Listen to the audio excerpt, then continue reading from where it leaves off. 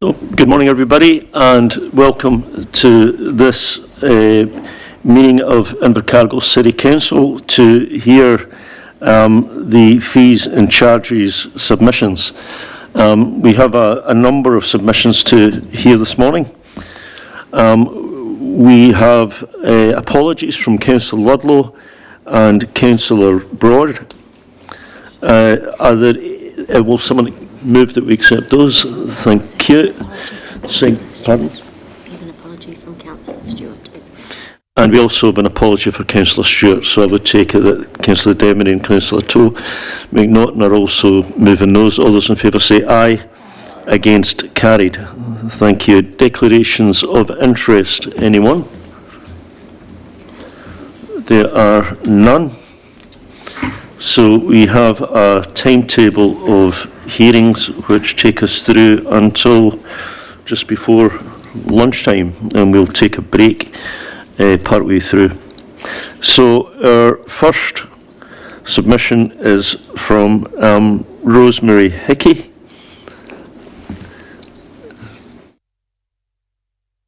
So Rosemary, you're going to talk to us about barking dogs.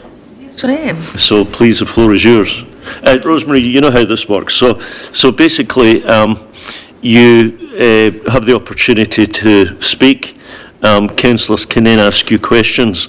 You cannot ask us questions back. It's a bit of a one-way thing, but you do get the opportunity to make your statement at the beginning. So please, the floor is yours. Maria katoa, good morning to you all. I'm Rosie Hickey, the owner-operator of Rosemary, could I just ask that you pull the microphone towards you? It's a little bit awkward at that table, actually, but yeah, no, that'll be better. Is it better? Sure. Yeah. Yeah. I'm the owner-operator of Barking Mad Dog Adventures, and I've been operating 5 days a week for 4 years. I thought I'd be skinnier by now. Just a brief history of how I got into commercial dog walking. For 32 years, I was a teacher of teenagers, and my sister gifted me a puppy, Molly, and I couldn't bear to leave her alone all day. So I trained under a Dunedin dog walker so Molly could come with me on the job. The skill set of teaching transfers quite nicely into dog walking. Controlling a pack of dogs isn't too dissimilar to a classroom of students. Although dog walking does have some advantages, I can tell them they're an idiot and they don't go home and tell their parents. So I bought a van and I became cognizant with the bylaws pertaining to Sandy Point, and then I hit the trails. I walk exclusively in the Sandy Point area and I use about 12 different places. They say Queen's Park is the jewel in the crown of Invercargill. Well, Sandy Point would have to be the sceptre. It's a fantastic resource for our city and also dog owners. It's a physically demanding job and I'm out in all weathers, but I love it, and the dogs I'm privileged to have under my care, although the smell in the van is horrendous. So I support the principle of enabling appropriate commercial activity within council parks and reserves. Commercial use can enable greater public enjoyment of our city's land and, where necessary, contribute financially to its upkeep. However, I do not support the inclusion of commercial operators within the policy where their activities do not restrict general public access or confer an exclusive use of space. There's a clear distinction between activities, such as ticketed events, that have fenced-off areas or large-scale operations, from activities such as dog walking that coexist with the public without restricting their access. There are many commercial activities that use public land and facilities that are low-impact activities. I would say this includes dog walkers, personal trainers, privately owned preschools that take a van of toddlers for bushwalks, tour bus operators that drop off passengers for a stroll through the rose gardens, at-home childcare businesses that take the kids down to the swings, driving Miss Daisy operators that take clients to the library, fee-paying schools who go to Queen's Park for a science or art lesson, and the bush school who teach bush crafts in the reserves and beaches. All these operators use the parks and reserves in much the same way as an individual members of the public. All these operators are paid for their time rather than the activity itself, which is not inherently commercial in nature. Applying a blanket commercial framework risks treating all revenue-generating activity as equivalent, regardless of its impact. It's unfair to commercial activities that do not restrict public use, pose no environmental or infrastructure impacts, and don't receive any exclusive benefit from the land. My clients already pay rates, as do I. They strive to be good dog owners, which includes ensuring their pets are socialised and exercised. And for a variety of reasons, they cannot do this entirely in their own time. I service probably about 70 families in Invercargill. They range from nurses on shift work, teachers, TY shift workers, 9-to-5 workers, the elderly. I've got those with injuries or illness. And actually a surgeon at Kew emailed me prior to accepting the job to ensure that his dog could be accommodated by me, because having a dog walker was a major factor in accepting the position. Who would think? Because it is a service I provide, I want to remain financially accessible to people. Because of that, I haven't raised my fees in all the time I've been walking, despite having increases in fuel, insurance, accounting. But ultimately, any fees from a commercial use of parks and reserves would have to be passed on to my clients, who already, as I said, pay rates. They see this as being charged twice for the same thing, and also as a punishment for trying to be a good dog owner. For some, the cost increase will mean they'll have to stop using my service. Therefore, although I support the intent of the policy to manage commercial use of the parks and reserves, I don't believe activities that do not restrict or privatise public space should be included in the framework. If low-impact operators were to be charged fees, how would this be policed? I've looked at the proposed booking system, Bookable. It's not workable for activities such as dog walking. Why? Well, firstly, you have to book 10 days prior. You have to provide a health and safety plan, a site map, waste management plan, fire evacuation plan, public liability insurance. My plans change daily depending on the weather, the dogs I have, if the public are already using the track that I'm going to go on, if I see horse floats at present. It's just not feasible to commit 10 days ahead. Every night I would need to be lodging a booking for 10 days ahead.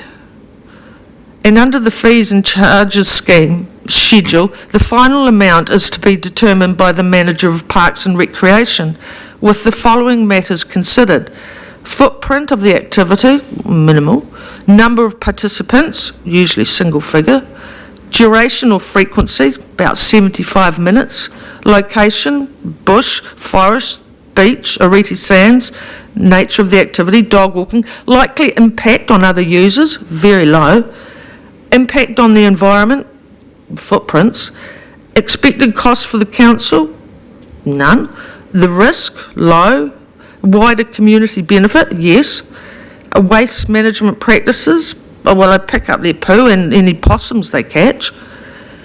So there are now 3 dog walkers that I am aware of, and one is part-time, 2 days a week. Surely the administration cost to the council of charging fees to dog walkers would exceed the revenue from proposed fees. And if they are going to be charged, surely a yearly licence would be much more workable. Or you could tack it on my rates. If fees are charged, what would be the quid pro quo? I'm walking through land that is minimal council maintenance that I can see. There's some spraying and mowing, there's a ranger. Some provision of dog poo bags, I use my own. There's no building infrastructure, there's no cell phone coverage. I carry a personal locator beacon because of this. What would the council offer in exchange? Keys to gates, pond water testing, improved cell phone coverage, priority on tracks? After costs, tax, GST, staff wages, my net income is roughly $900 a week. I'm not making a killing on council land. I can see how many large cities, such as Tamaki Makaurau, with a large number of dog walkers, fees may bring in revenue. Do we need their policies? We are in Invercargill. Can't we be us? Is that not allowed? Ngā mihi, I hope I've raised some relevant points for you to consider in your discussions today. Are there any questions that you might like to ask me? Yes, Councillor Crockett. Thank you, Chair. Good morning, and thank you very much for your very comprehensive submission. It's excellent. Are you aware of any other policies across the country? You just mentioned Tamaki Makaurau with their dog walkers, and you also mentioned a yearly licence. Are you aware of any other structures across the country of where other councils issue licences like that or permits like that? Actually, no, I'm not. From time to time, I hear from the animal services here that, you know, they're very concerned about what's going on in Auckland, and, you know, there's been dog pack fights and things like that, and, you know, they'll have to restrict numbers, and I just don't see how that applies to Invercargill, because it doesn't. Thank you. Thank you. We've got time for one more question. No, Councillor Bond, I heard you. Any other questions? Yes, Councillor Boyle. Good morning. Thanks very much for your presentation. I've got two little questions. One, if you were out with your 6 or 7 dogs, is that the number that you normally would have? Yeah. On my own, I go up to 8, and anything over that, I have someone with me. I could actually walk 12 dogs on my own, but it's not safe. If I sprained an ankle or something, you need... So if you came across, say you used a particular part of Sandy Point and there was a sign that was going to be something there, would you change your venue for that day? Yes, I would. Right. Have you considered walking in town? No, because all my walking is off-leash. That's why I use Sandy Point. And I'd have to use leads on them in town. Really dangerous dogs get crossed over, and that's when you get dogs fighting. Thank you very much. Thank you. Yeah, thank you. Well, thank you very much for coming to speak to us, Rosemary. We will consider what you've said. Thank you. Thank you very much. So the next submission is from the Invercargill City Youth Council, and we have Luca and Fletcher, I think, with us. So, Luca and Fletcher, you want to come up to the table and...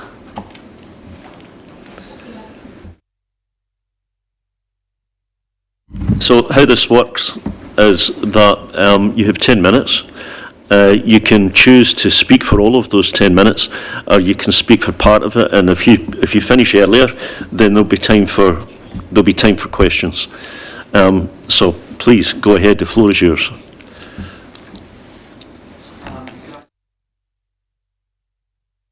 Could I ask you to use the microphones as close as you can to it. Good afternoon, Mayor and Councillors. I am Fletcher and I am a first-term councillor and the Chair of the Youth Council. Atu ake au ki te tihi tapu o tōku maunga kuananui, ka tiro whakararo ki ngā wai korikoriko o tōku awa kowhe. Papaki ana ngā ngaru ki tōku waka ko tā kitimu, taku hapu, taku iti ko ngā tīmāmoe, taku iwi, taku rahi ko ngai tahu. Whakatau mai rā ki taku marae ko te rauaroha, he whare tīpuna, ko tahu pōtiki, ko taku whakapape pepe ati anei, tihei, mauri ora. Kia ora, Mayor, Councillors and mana whenua representative, ko Luka Pura tōku ingoa, and this is my first term on Youth Council. So we're here to talk about our submission on the fees and charges.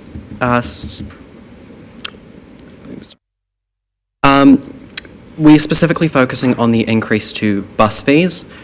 We believe that transport is a necessity rather than a luxury, whereas most of these changes to fees and charges target luxuries. This is a necessity for many people in our city. We believe that a fee increase would impact people with lower incomes. That includes students as well, which is a large part of our group that we're representing. We also believe that if we're trying to encourage more people to use the bus service, it's not a good idea to increase the fees that they're charged to use the bus service if they're already at a level where people aren't using them as much. We believe that increasing the number of people using the bus service will better serve to increase revenue from the bus service than increasing fees. We also believe it's harder to put new people on the bus service at the moment, especially with the B card. It's quite difficult to get one to begin with and to reload it. And we believe that if we keep bus fees the same, but we continue with the increase in parking fees, it will influence people to use the bus service more than they currently are.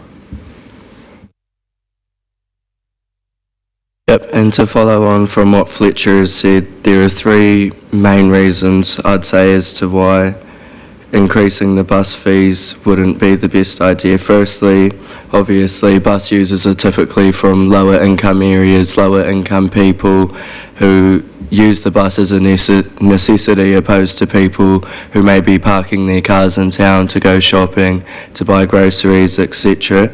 Secondly, with the cost of inflation and fuel and the prices are going up in all aspects around our city, that these price increases may influence people to take the bus or to consider it, opposed to as if the bus fees do increase, they may say, oh, parking's going up, but so are bus fees, so I'll just suck it up and continue driving around.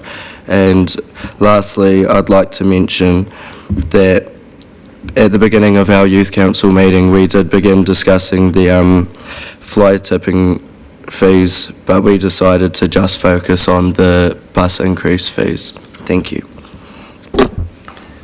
Thank you. I have one question, then I'll open it. I just wondered whether in your discussions you considered the fact that the bus fares at the moment are already subsidised from rates by 75 to 80%, and that the people who you'd say can least afford it, actually their rates would increase. Even if they never use the buses, their rates would increase if we increase the subsidy from rates. And I just wondered whether, when the Youth Council discussed this issue, they considered that balance. Yeah, so we were aware that the bus fees are already subsidised by ratepayers. We weren't aware of the exact percentage, but we believe that the costs spread out across all ratepayers of Invercargill would be a much better solution than targeting it as a user pays, or more user pays than it already is, as it would spread out the cost of it instead of targeting it on a select number. Okay, thank you. So, question from Councillor Crackett. Thank you. My question was more around the accessibility for the B card. Have you, it's written here in your submission, especially if the only way to purchase a B card is from council office online or to have it posted. Have you personally gone through that process, what it was like to get one? Have you got any suggestions of other ways that we could get them to you?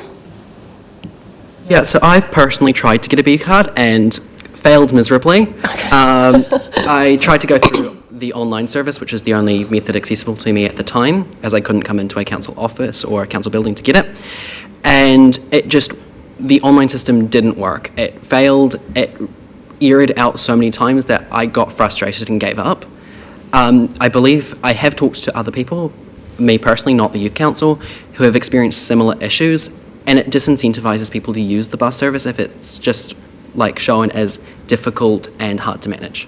Yeah, I tautoko what you say there.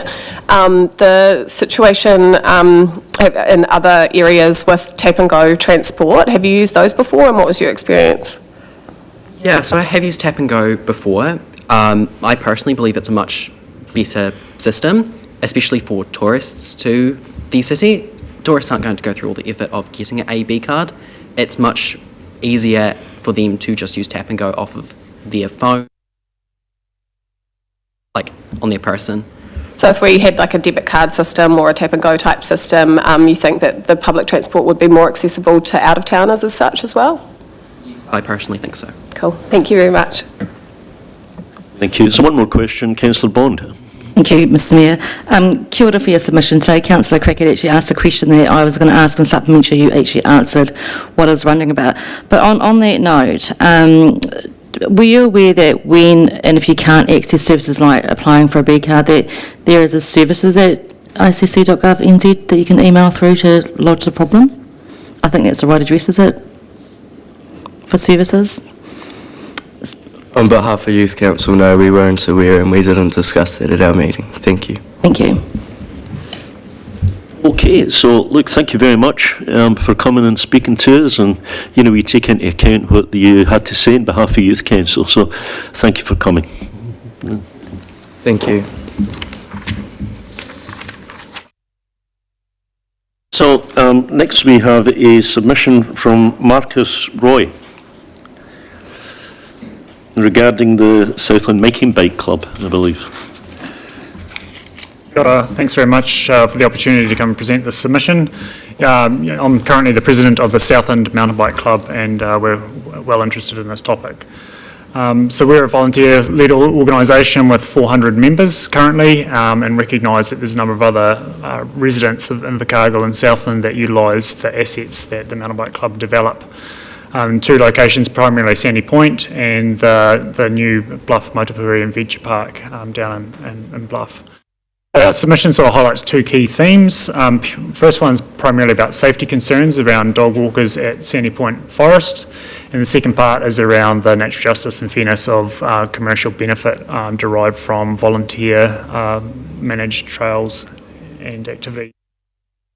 So, turning to the first point around commercial dog walkers, there's been a number of safety concerns raised through to the Mountain Bike Club from club members and general public about commercial dog walkers in large packs with uncontrolled dogs within the forest at Sandy Point.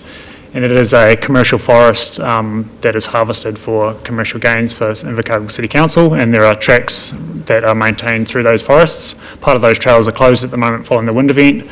So what we're seeing is a number of dog walkers, I guess, not conforming with those closures, but also being on tracks that are one-directional tracks.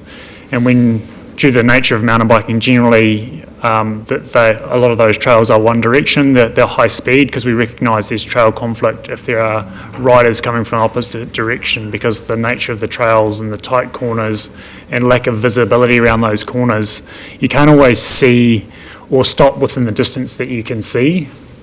A lot of those riders ride the trails 25, 30 kilometres an hour around a narrow track, about 30 centimetres wide, with corners and banked up corners, and you come around those corners and you come across people going the wrong direction, dogs off lead, multiple dogs. It becomes quite a safety issue that has been raised through the club. We don't want dogs getting hit or riders getting injured, and there's been, I guess, difficulties explaining trail etiquette and educating dog walkers around the need for safety on these trails. So we really want to highlight that as a key concern that should be regulated through this policy around when and how commercial activities take part in relation to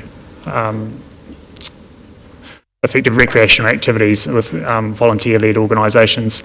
Second key part I want to talk about is around down in Motupuhi and Bluff. There's a huge amount of investment from Invercargill City Council and private investors, public investors, to build those trails. Effectively, the network down there has cost roughly about $2 million in total, and half of that, I think 500,000 of that was seeded from Invercargill City Council through previous long-term plans, and we're really appreciative of that, and it's really great to be able to deliver a project of $2 million from the seed funding that Invercargill City Council gave.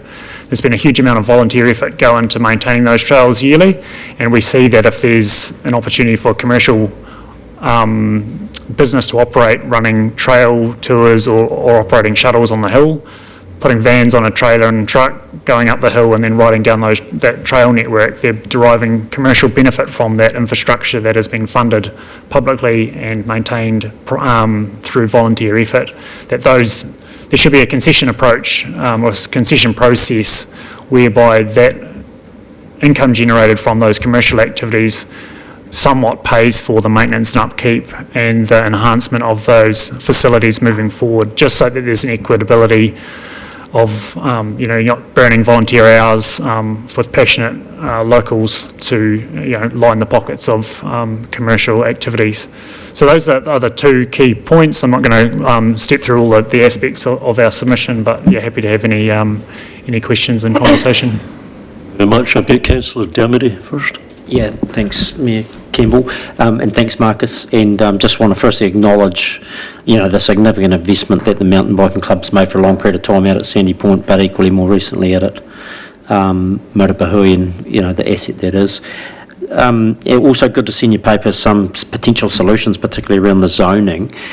Is that gleaned from, what I'm interested in is what other mountain biking clubs do across the country, because they'll have similar problems, Christchurch, Wanaka, wherever. So is your solutions gleaned from sort of some of the things that are in practice in other jurisdictions? Yeah, correct. I mean, we're certainly, and to be really clear, we're not anti commercial dog walking. We see there's a significant active purpose there, and there's opportunity for it to occur at Sandy Point and the mountain bike trails, but not on the narrow ones. There's fire breaks that are probably more appropriate, they're wider, there's more availability for it, but it's just certain aspects of the trail should be restricted to, managing conflict. And there's, people that privately walk dogs in there that potentially shouldn't be on those trails too. So we have had a number of conversations with the parks team around, currently, we could go from a current arrangement to more of a lease arrangement where you get a greater level of access and more restrictions, like Chiratonga has a different access arrangement than the mountain bike club, but we want to make sure that those trails that we build for volunteers are available for anyone who has a bike that wants to go for a ride in the forest, could just go and show up. They don't need to be a member of the club to be able to use those trails. So we want to keep it that way, but we just want to manage conflict and potential issues with safety. So, to my question, what do other mountain biking clubs do in other areas, in Dunedin? They're all public council reserves, so... But do they have a level of restriction or some sort of licence or lease that gives them some level of sort of... I don't know any specifics that I could offhand, provide in this situation. We could do some more work and maybe circle back. Yeah, we've got a few more questions actually, so we'll keep going, I think. So, Councillor Boyle. Thank you for your submission and for the idea of a way to solve some of the issues. We appreciate that. Has there been any communication between you and the commercial dog owner? For example, special one to say, look, don't come at these times or anything like that? No, there hasn't been, but generally when we meet dog walkers on course, it's pretty adversarial, not through any want of ending up in that position from any of the club members. So we generally get a pretty stern response back around trying to educate and trying to indicate the reasons why it's not a suitable location for dog walking. Do you think if you did communicate with them on a more sort of official way, you may be able to come to a compromise that you could both work? Because obviously I understand what you're saying, and we know there's a variety of places they use at Sandy Point. So I wonder whether you would consider contacting them and seeing if you could come to some compromise. Yeah, 100%. We're prepared to work with them, but I guess some of the issues we've got is we don't know when people are using the trails. So there'll be people out there using the trails now in the rain, in the midday when dog walks are out there as well. So there's always going to be nature recreational space. Yes. We aren't there between these hours, and I understand. it's difficult to work a schedule if that's the nature of your question. Thank you. Councillor Crockett. Thank you. Good morning, Marcus, and thank you for your submission. And I think it's really clear that you have a really good comprehension on what the intent of the policy is around, if commercial operators are using a specific asset, then that obviously needs to be maintained more because it has repetitive use, etc., etc. In your submission, I think it was point 3 in your bullet points, you've got clear education and signage should be provided and penalties need to be enforced for non-compliance so that dangerous activities do not continue. Are the dangerous activities that you're referring to only really around dog walking and that tension, or are there correct. other dangerous activities that you're experiencing? No, it's just around the dog walking and uncontrolled large packs of animals or Yep. dogs on mountain bike tracks that are narrow and designed for a specific purpose of riding fast without necessarily being able to stop within a short time frame. Timeframe? Yep, thank you. That's all. You, no other questions? Okay. So who have I got? Oh, sorry, Councillor De Vries. Part of my questions have already been answered, but I just wanted to clarify. So you kind of just noted before, Marcus, that there is no real mechanism of informing the public or any other visitors to the park when someone is on the trail. So no kind of flag raising, someone's active on the trail right now, and is that, I guess, something that is used in other clubs around the country?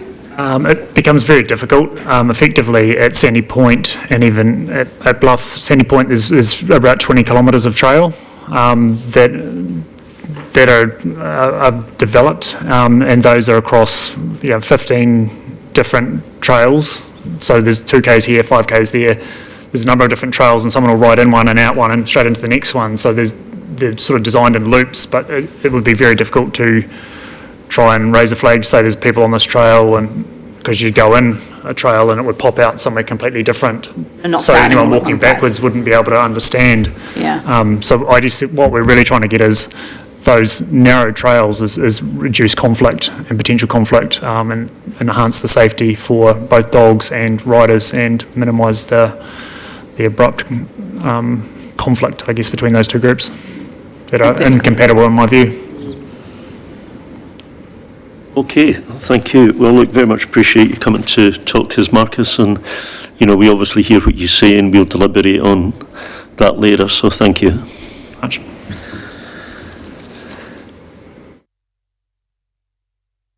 So, our next hearing slot is for Brian Dunkley, who's not quite with us yet.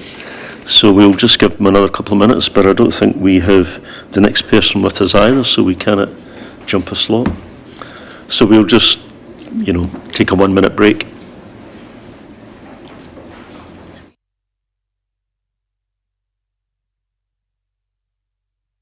I remind councillors that the stream is continuing, so that cannot be paused. Just mindful of relation to conversations that you may want to have offline.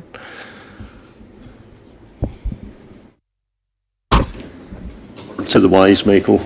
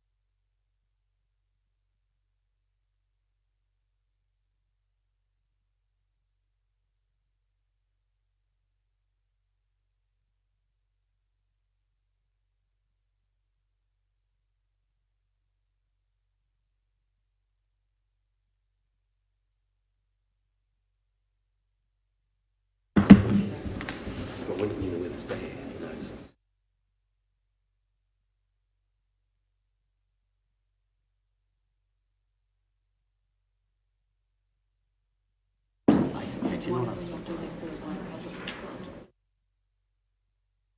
parking meters, but for yeah. Resurrect the old lollipops.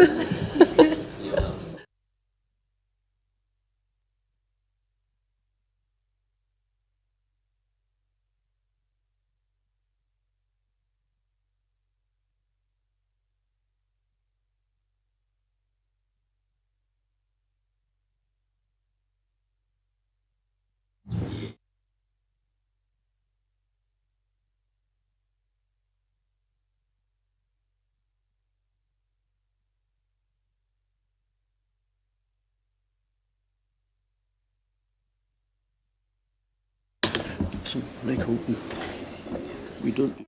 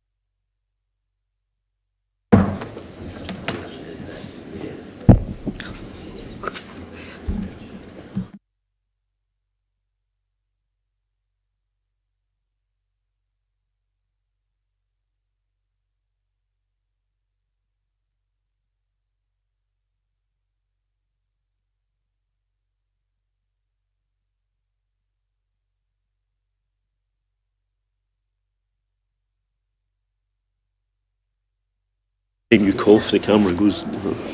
We've had some.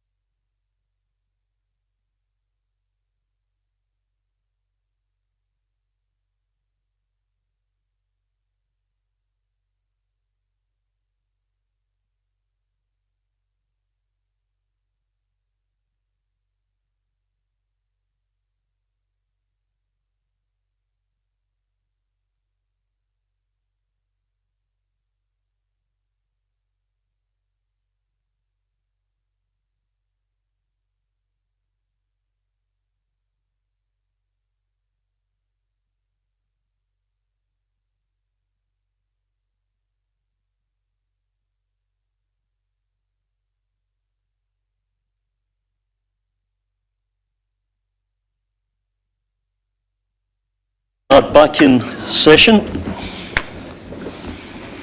Is everyone back at the table? Yes, I think they are.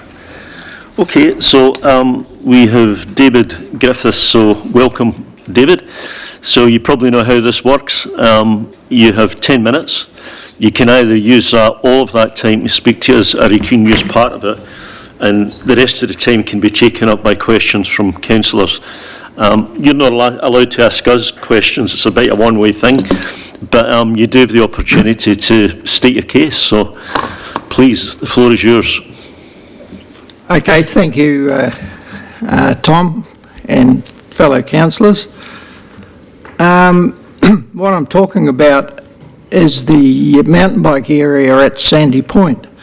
I was instrumental as one of the people that formulated these tracks, and councillors may not know that this was all done by voluntary labour. I'll just read out roughly what I've got here, was to engage with the council and negotiate long-term protection and access of this area, to change it, to native trees and plant species. This would be a stage operation and will initially shelter and hide the mess of logging operations from all the existing tracks. This proposal is also to exclude the future long-term logging and exotic planting operations in this area. The benefits to the public and the mountain bike visitors: this area is unique with its close proximity to the city and is well known by visiting mountain bikers and the general public from around the South Island. It will provide an area less prone to public closure because of wind, fire and force extraction with safety restrictions. These restrictions are currently necessary and applied to the existing forest pine plantation. The increase of the native bird population and enhanced visual and amenity value. The change will also enable a more permanent track arrangement without the continual need for the construction of existing tracks due to pine tree planting and extraction. The continual track construction and maintenance is currently carried out by the Southland Mountain Bike Club. I hope this proposal is adopted and considered when formulating a policy for the mountain bike area at Sandy Point. Much. Questions? Any questions for David? No, there are none, so obviously your submission is very, very clear, David. That's it. Yeah. Thank you very much. Thank you.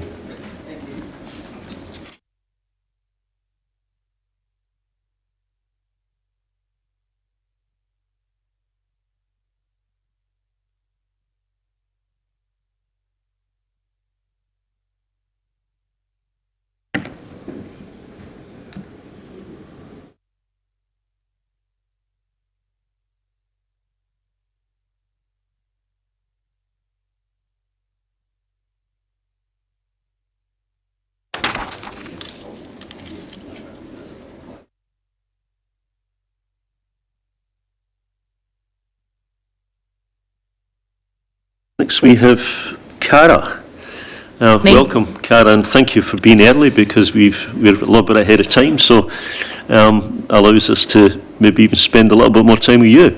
But the process is that you have 10 minutes. You can spend all of those 10 minutes speaking to us on your submission, or you can spend less time in that, and the rest of the time can be taken up by questions from councillors. So the decision's yours, but anyway, the floor is yours. I'm Cara, and I'm the Secretary of Southland Water Polo and the mum of 3 children who play water polo, 2 for Southland at a representative level and 1 at school. And I have been on the board for 4 years, and our costs are forever increasing. and as a non-profit organisation, those costs then get passed on to our users. Essentially, we run on the smell of an oily rag. We don't pay any of our referees on a Friday. They are all volunteers. 2 of my children volunteer. We attend the pool from 3:30 on Friday afternoon, and we're there till 9 o'clock on Friday night. The whole family, therefore we eat tea at the Splash Palace Cafe, as do many of our other families. And we, in the past, our AGM is on Tuesday the 19th of May, and we set our fees for the year then. What we've found is that council have been setting their fees at a different time of year to what our AGM is, and we have been guessing as to the percentage increase as to what Splash Palace will be rising their fees to be, and underestimating, essentially. So we've been undercharging our families, and then we are wearing the costs at the other end. To circumvent that, we have then cancelled trainings, cut our pool space back to try and save some money so that we are not in the red, so to speak. As you know, we down here in Southland are a small community, and all of the tournaments to play at a representative level are not here in Invercargill. What that means is that we travel. To give you an example of that, my 16-year-old is a representative of Southland Under-18 Water Polo and is travelling to Auckland in July. The costs of that tournament are $1,700. That's the only chance that he gets to play water polo. We go to one tournament a year, anywhere else in the country, obviously, to play water polo. They travel 2 hours down the road and they play tournament after tournament. To get us to be in a competitive space, to be able to even go to those tournaments, we need all of the time at the pool that we can get. We need the pool space that we can get, which we are reducing because it is too expensive. It is becoming quite expensive. I would like to think that my husband or I are the suffering middle class. My husband is a police officer. I am a court registry officer at the Ministry of Justice. My water polo fees last month were overdue. I don't do overdue bills. It's a little bit embarrassing. I haven't paid this term yet. And we are relying on fundraising in order to get Ethan to go to Auckland. And there's less money in the community right now to support fundraising because times are tough for everybody. I'm not sure if you've seen an ad on the television for VW. It talks about some dentures that have been left behind in the car, or something that's been left behind in the car, and it goes through, oh, was it somebody from the water polo team? Now, what that implies to me is that you have to be rich to play that sport in Auckland. Now, here in Invercargill, we don't have sports where you only play if you are rich. Southland Water Polo, we don't want it to be that way. We don't want it to be a sport that people can only play because their parents have got significant financial backgrounds. We want everybody to be able to enjoy Southland Water Polo, or just water polo after school in general. And we think that it's unfair that we pay for pool hire and then we pay to enter the pool to use the pool that we have hired to use. You don't do that for rugby, you don't do that for basketball, you don't do that for netball. We're getting charged twice. I put in my submissions that for a family of 3, that's costing me around about $25 once I add in my school fees and my pool hire every Friday. That's expensive. We are becoming a very expensive sport. We don't want it to be that way. As I said, we're non-for-profit, it's only to cover our costs, and most of our costs are pool hire with Splash Palace. That's me. Questions? Yes, Lots. Cricket. Thank you, Mayor Campbell. Good morning. Thank you very much for your submission. Totally understand how you feel as a child. I grew up swimming in synchronised swimming, so... And I don't think that exists anymore. Yeah. Unfortunately, water sports are on the decline in Southland. So my question is the fees and charges that you have at the moment, or that we have at the moment, and then what we're proposing. Do you take advantage of any of the discounted cards and group membership type fees and charges? Like what's the structure that we have at the moment that your family accesses? Like there's a community, there's a flexi membership or group memberships and bits and pieces like that. I personally do take advantage of that, and I have memberships for my children at Splash Palace, so that they can just scan their card and enter. You'll be aware though that that's a pretty big upfront cost, and not all of our families can afford that upfront cost at the beginning and have to pay week to week. So would you support any option of a flexi payment type,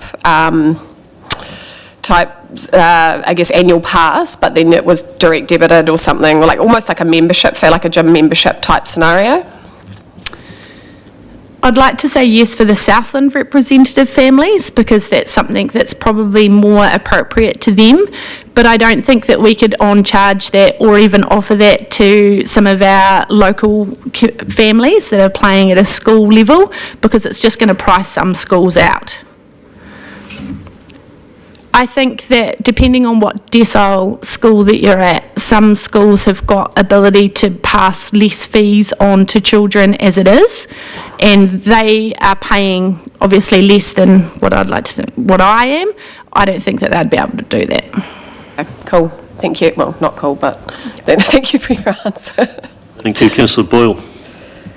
Thank you. Yes, I have three points I want to discuss with you. First of all, those school costs. Every school gets funding from Community Trust to use for student engagement. So it may be something that, as a group, you could lobby the schools and say, could we have some of it used for water polo? It's worth trying, and they get money every year for that.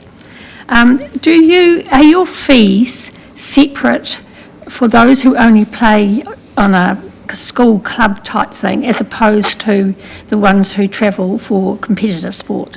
Correct. They are. At the beginning of the year, you enrol to play water polo. There's, I think, 5 games in term 1 for primary schools. There's 2 or 3 games in term 3, and then games in term 4. That's on-charged by the school to cover the pool hire at the beginning of the year. For my representative players, they hire the pool to swim twice a week. So I was just there coaching SwimFit last night for 1 hour, and they train at the moment only once for 1.5 hours a week. Therefore, their costs are on-charged personally to those families for what they are doing. Because, for example, for netball, if they use the stadium, that's already charged in the charge they have to pay to netball. So it's not appropriate to on-charge schools for representative players. No. So we're talking about 2 things, are we? We're talking about for a regular, all those lovely kids we see on a Friday night having lots of fun. Mm-hmm. For most of that, that's paid for by the school. No, it's charged to the school, and the school on-charge the parents to cover that cost. Right. The school do not pay for students to play water polo. But they could. They might have access to subsidies, as I said, depending on what decile they've got and what funding they've got. Right. That's up to the school. We still need to charge every school the same amount. Yep, that's fine. Thank you. Thank you, Councillor De Vries. Oh, sorry, we still... No, I do appreciate what you do. Councillor De Vries. Thank you, Your Worship. Hey, just wanted to thank you for your courage to come in and speak with us today. It's really important to highlight the actual issues that are happening on the ground. I think that I just want to understand what does collaboration look like between the different users of the pool? So do you in some of the swim clubs or underwater hockey or anyone else kind of do those representative level trainings together if you're working on speed, or how do you combine or collaborate resource to try share cost a bit?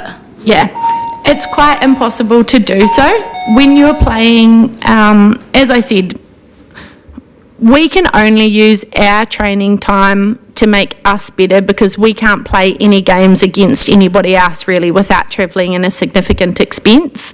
Therefore, when we hire the pool, we hire the whole deep end of the pool. We've got a goal set up at one end and a goal set up at the other. You couldn't have canoe polo or anybody else in there. We need the whole pool space. And we do compete with canoe polo, for example, for that pool space, and we try to get in and early and communicate with the pool. Often we can sort of only take what we can get, and that's not enough sometimes. Sometimes only half a pool is available because there needs to be lanes available to the public. We understand that, but we do find that we're competing for the space that we even want, let alone being able to share.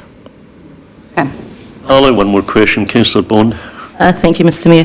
Cara, thank you for your submission today and listening to you with your verbal submission.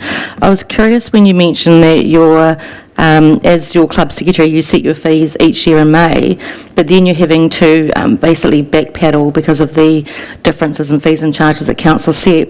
I'm curious as to, do you see a way forward so that you're not constantly being stuck in that behind the eight ball in terms of communication and collaboration here with council? At the moment, what we are doing is applying for as many grants as what we can to try and bridge the gap in between what it is that we've got and what it is that we need. We are forever increasing our fees as well as trying to understand that if we do it too rapidly, then we're going to lose people. So we apply for grant after grant after grant, we fundraise, and we do everything we can to get money. Yeah. Great, thank you. Well, thank you very much. Cara will very much take into consideration what you've said to us. So thank you for coming today. Thank you. Thank you. Thanks. Yeah.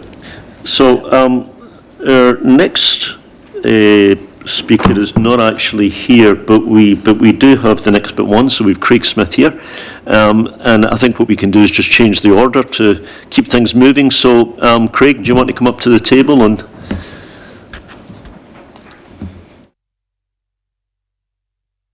Thank you very much. So Craig, I'm sure you know how this works. You have 10 minutes. You can fill all of that 10 minutes with your submission, or you can speak for part of that time and take questions for the rest of it. But in the meantime, the floor's yours. All right, well, thank you very much. And look, I propose to sort of leave as much time for questions as I possibly can. But my name is Craig Smith. I'm a member of the Bluff Yacht Club. I have been for the last 25 years. I've held various roles within the yacht club, but most importantly, for the last 20 years, I have been the coach or the learn to sail instructor for our wee ones. These are kids from age about 7 and 8 onwards. And as well as teaching them to sail, we teach them all sorts of other really great life skills, water safety, boat handling skills, but we also teach them how to be good community citizens. So it's more than just a yacht club, the Bluff Yacht Club.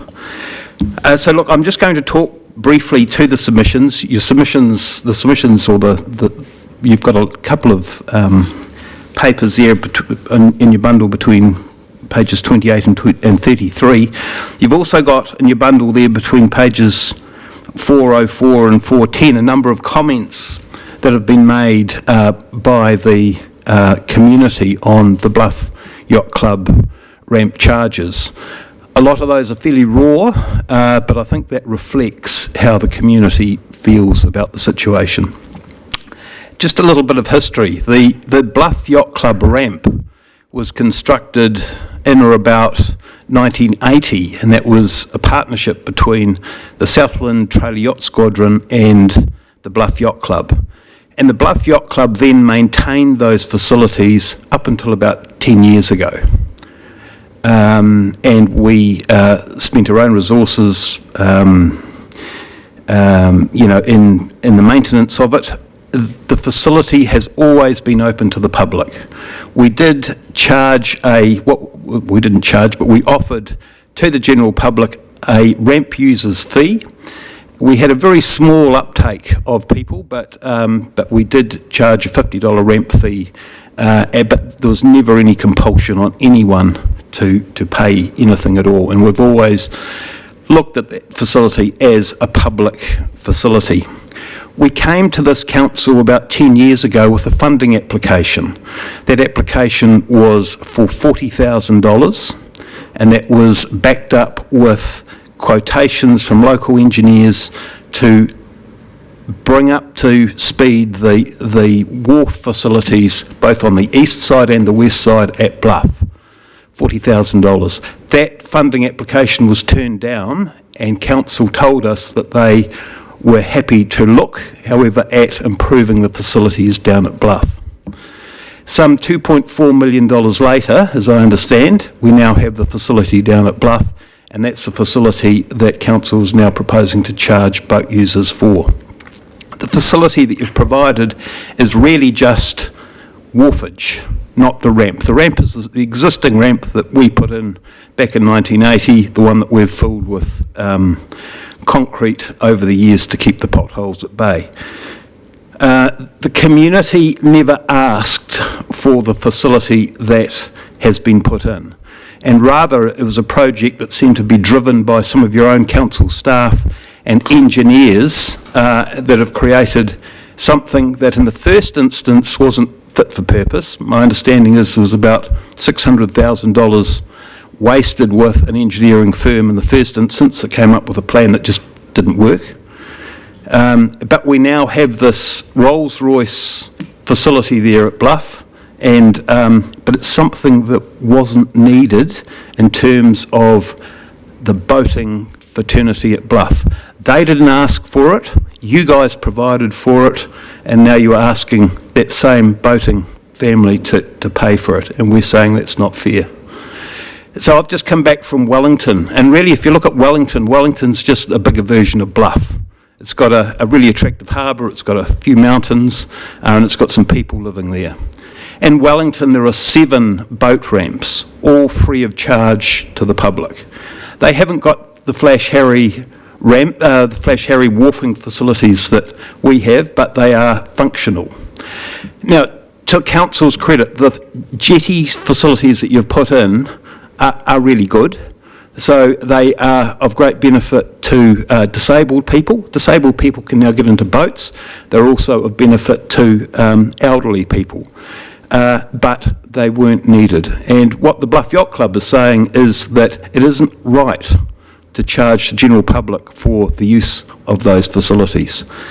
From a yacht club perspective, the charges that are being proposed are likely to cripple our operation. We launch boats on a Thursday night, and in fact every time we operate on multiple occasions. So as soon as someone goes down on a Thursday night, which is their designated sailing night, first people there launch the rescue safety boats, and there are either 2 or 3 of those, and they're put in the water irrespective of whether there is sailing that takes place that night. So irrespective of whether we have any kids out on the water, we've got those boats ready to go, and if there's no sailing, there's a launch and there's retrieval. And under your current costing system, we pay for every time a boat is put in that water and hauled out. As I say, it's likely to cripple the operation of the Bluff Yacht Club. We hold regattas and we attract people to Bluff. Many of those people use accommodation in Bluff rather than sleeping on their own boats. For them to attend a regatta under the current charging regime, they're going to be paying $70 launching fees. We charge them for our Oyster Regatta, which is our main regatta of the year. We charge trailer yachts an entry fee of $10 and children an entry fee of $5. And that's just to try and attract people to the club. But your charges are going to have a really detrimental effect on our operations. Look, there are other funding options, and I appreciate, and the Bluff Yacht Club appreciates, that things have to be paid for. But we're in a position here, I think, where council could go and get and look for corporate type funding for the maintenance of the facilities there. You've got some big users at Bluff. You've got Southport, you've got the aluminium smelter, and you've got various other organisations who are applying for aquaculture and fish farming consents within the harbour. There are lots in the wider area. You've also got the Otago Regional Council, the Southland Regional Council, and the cruise ship funding available. There are lots of funding sources available to pay for that yacht club ramp, to pay for the ramp and the maintenance of the ramp. The Bluff Yacht Club's biggest regret is actually gifting it to the city. We wish we'd made more of an effort to find that $40,000 to maintain what we had so the facility could continue as it always had done for the benefit of the people of Southland without charge. So look, I'm happy to take any questions on any of that. Thank you. So we have Councillor Boyle, question. Craig, how are you? Do you see any role in the Bluff Yacht Club working in, if this goes ahead and we've got these expensive fees for your club, do you see any role that you could work in partnership in getting that done? I mean, you're saying to the council, go out and get some sponsors, but perhaps... Look, Trish, we've tried to work in partnership with council. We wrote to council in July last year about the charges and about how it would affect us. We haven't had a response from council, but yes, to answer your question, just like we were 10 years ago when we came to council for our $40,000 funding application to try and fix things, we're more than happy to work in partnership. Councillor Plackett. Thank you, Mayor Campbell. Good morning, Craig. My question is around, you've mentioned that you have your regattas with Te Anau, Queenstown, Wanaka clubs. Are you aware of how they run their, or I guess similar operations, if they have an annual permit for access to their boat ramps, or if they have, like, what do the other clubs do? So the Queenstown boat ramp, which is the most probably superior one for launching boats in Southland, it was paid for by funding from just the local community and again the Southland Trailer Yacht Squadron, and there is no fee for that. There is an honesty box there, and I think there might be, I can't remember if it's $2 or $4 or $5, I can't remember, but for the yachting family, and it's a small family down here, it's recognised that that's available free of charge.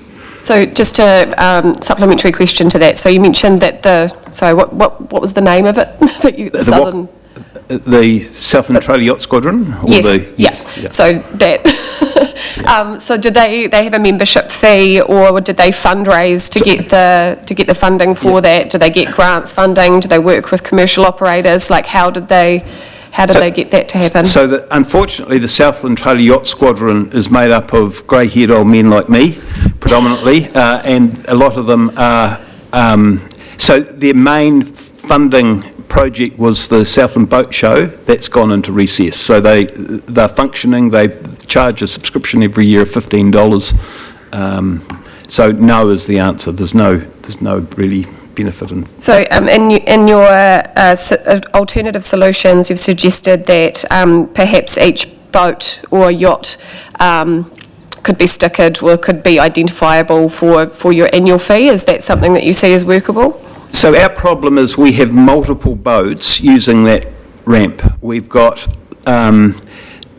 dinghies with keels, fixed keels, that need to use the ramp, and every time they go in and out there's a charge. We've also got multi-hull boats, or catamarans, paper tigers if you're into yachting, that are too wide to get down our dinghy ramp that need to use that ramp. We've got boats that can come in and out multiple times on a day because something will break, and you haul it in to fix something and then you relaunch it. So under your regime, every time a boat is launched or retrieved, there's a fee. The most practical way of dealing with charging is not to charge and actually find some other way of funding it, because it's just not going to work, and as I say, it's going to cripple our operation. And if there was a charge, what If there had to be a charge, what would be the Something preferable- modest. Gold coin charge. I mean, look, it's no different from council charging people that go and use your skate park or go for a walk in Thompson's Bush or Queen's Park. That facility there enables your people and the people of wider Southland access to the water so they can go and catch a fish. Most of those people that use that ramp are there with little tin boats that are worth next to nothing. They're going out with their kids to catch a wee fish in the harbour. They're not going to Stewart Island or anywhere else. They might only be out for an hour. You can't, I mean, Bluff's so weather dependent and boating there is so weather dependent that you can go out and then you're back within a few minutes because the conditions have changed. I mean, it's just not fair or practicable to charge.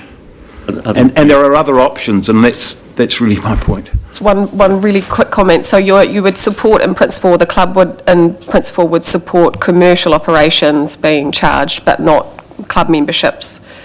There has been an informal arrangement with some of the engineering firms where a commercial boat has been pulled out. They have paid a fee, and that fee, I can't remember if it was $100 or $50 or something, that fee was donated to the Bluff Yacht Club as part of the maintenance fee. That was the way Bluff worked, an informal arrangement. You want to pull your boat out, you've got to make a donation to the Bluff Yacht Club. Yeah. Thank you very much. Thank you. Councillor De Vries. Thank you. Thanks so much for coming in. I just wanted to find out more about your membership. Is it Bluffies, locals, Invercargill people all around Southland? All of the above. So we've got people travelling as far as Colac Bay to sail at Bluff. There are Bluffies. We would love more Bluffies. The Bluffies we get are predominantly children, and they've come from, I've got to be careful here, disadvantaged type families. So we provide fatherly and motherly figures and role models for a lot of those kids. So it's more, as I said before, it's more than a yacht club. It's almost like a social outreach into that community, albeit informal. So, sorry, did you have another? Just wanted one follow-up with that. So I guess in your experience, or being a heavy user of the ramp, so are you witnessing more people that are, I guess, ratepayer-like using the facility, or are you seeing more people from out of town, up in the regional area, using the boat ramp? Look, I don't know, but looking at some of the boats that are being launched there are some really expensive boats being launched. I suspect they've come from outside the Invercargill city boundary, but they've got no choice. It's the only boat ramp that they can use to get out into the water there, into Fovo Strait. If they use the Riverton one, there's a bar, and we've already seen what happens on the bar. Yeah. You know, there's a ramp at Colac Bay, which you use at your peril, and it's not fit for purpose. So this is the only ramp there is. So, quick question from me. You did mention earlier that there was an issue of boats being launched and then going out and then coming back and then being launched a second time, and each time having to pay a launch fee. I know it's not what you're arguing for, but I mean, would you be promoting the idea of a daily charge, for example, if there had to be a charge? Well, yes. I mean, it's just ludicrous to suggest that every time you're in a situation where someone has to retrieve their boat because there's something stuck up the mast and they've got to pull the mast down to, that every time they launch it there's an additional fee. I mean, but that seemed like a reasonable argument, but you did say that happens sometimes, so I was just trying to... Yes, it does, Yeah, okay. Yeah. Okay, well, look, thank you very much for coming to see us, and I think you made your argument very well, so thank you. Right, thank you. So we have Rosalie Macca next, and then after Rosalie we're just going to take a 10-minute break, but I see Rodney's already here, but you can... So anyway, Rosalie. I was in support of barking dog Adventures. I think it's called Barking Mad Dog Adventures. Could I ask you, you've got the microphone, it's a little bit too far from you to pick up, if you can just lean forward.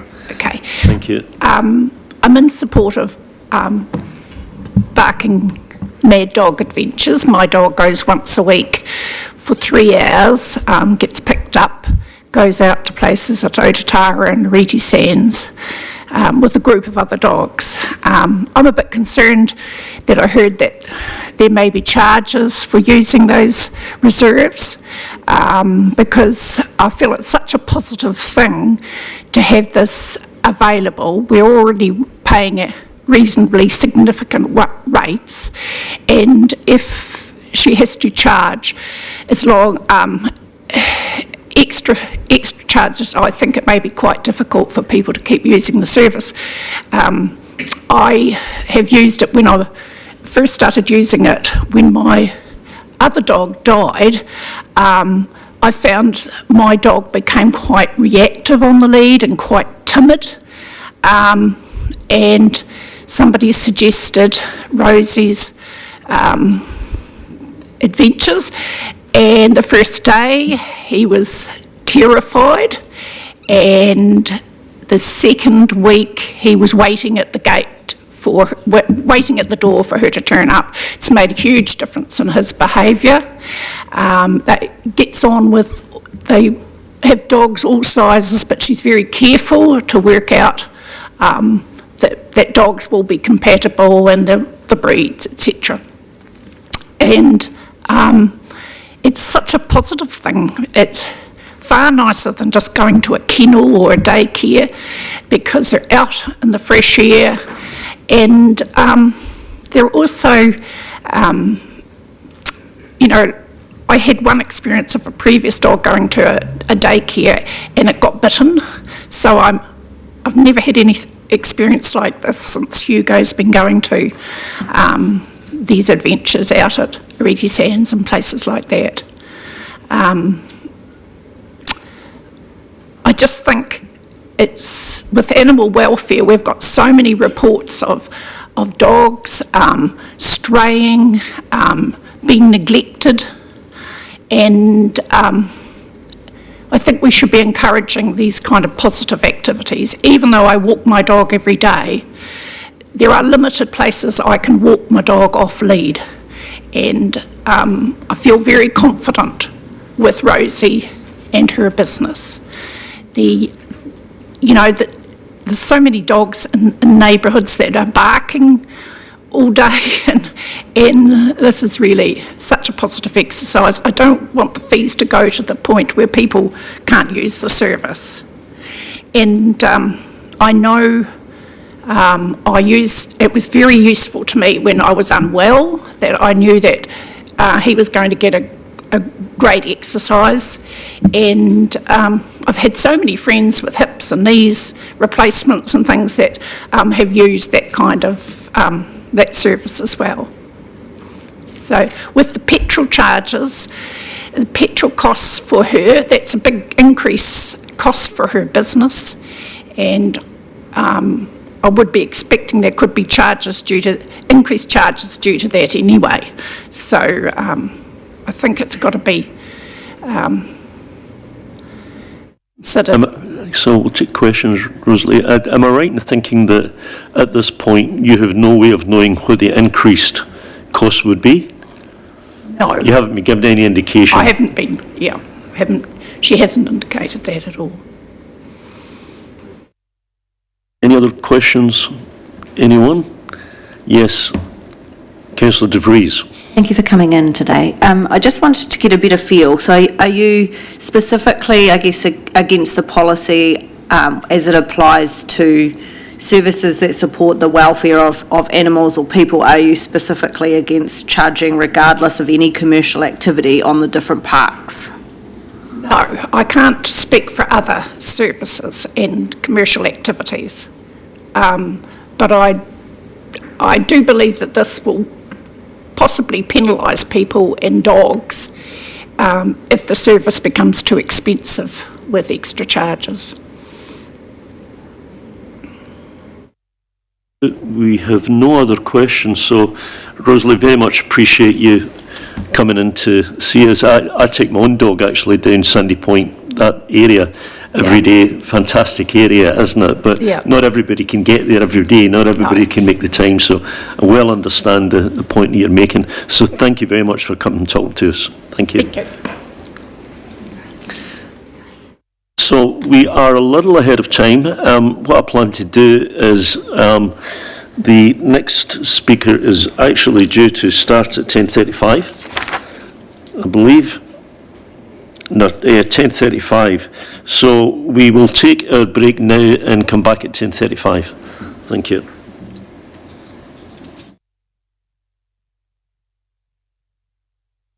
Are we staying on? So we are still on live stream. Does anybody know a song?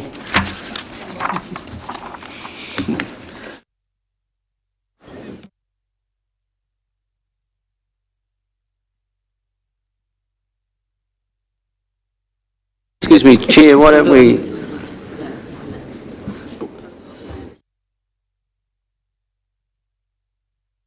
Ding dong. Excuse me, Chair, why don't we take Rodney now? He's sitting here waiting. Surely we can delay our coffee fetishes and muffin break. Well, we could, but I think people have kind of risen and started to move around now. Well, it's easy enough to sit down. Rodney was actually due to start at 10:35. That was the scheduled time, and that's why I said we'll take him at that time. Okay, well, the clock tower was budgeted for as well.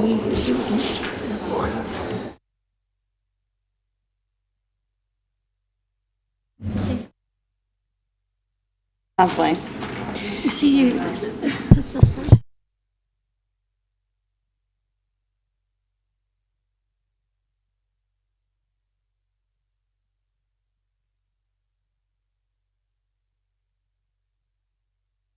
And you never knew was that Michael wanted to talk to me about it before Rodney. Talk about what? Oh, I don't know. He just said to me, can I talk to you before? I told you you started at 10:35.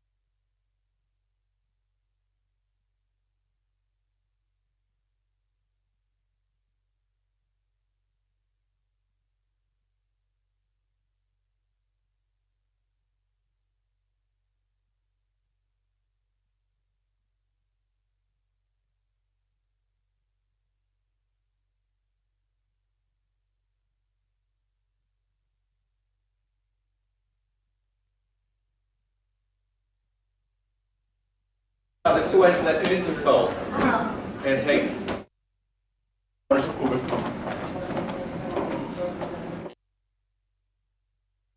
Come here and talk now. Just come up and talk. Just go for it. Just remember that we are on live. Yeah, no, that's fine. Go for it. Far out.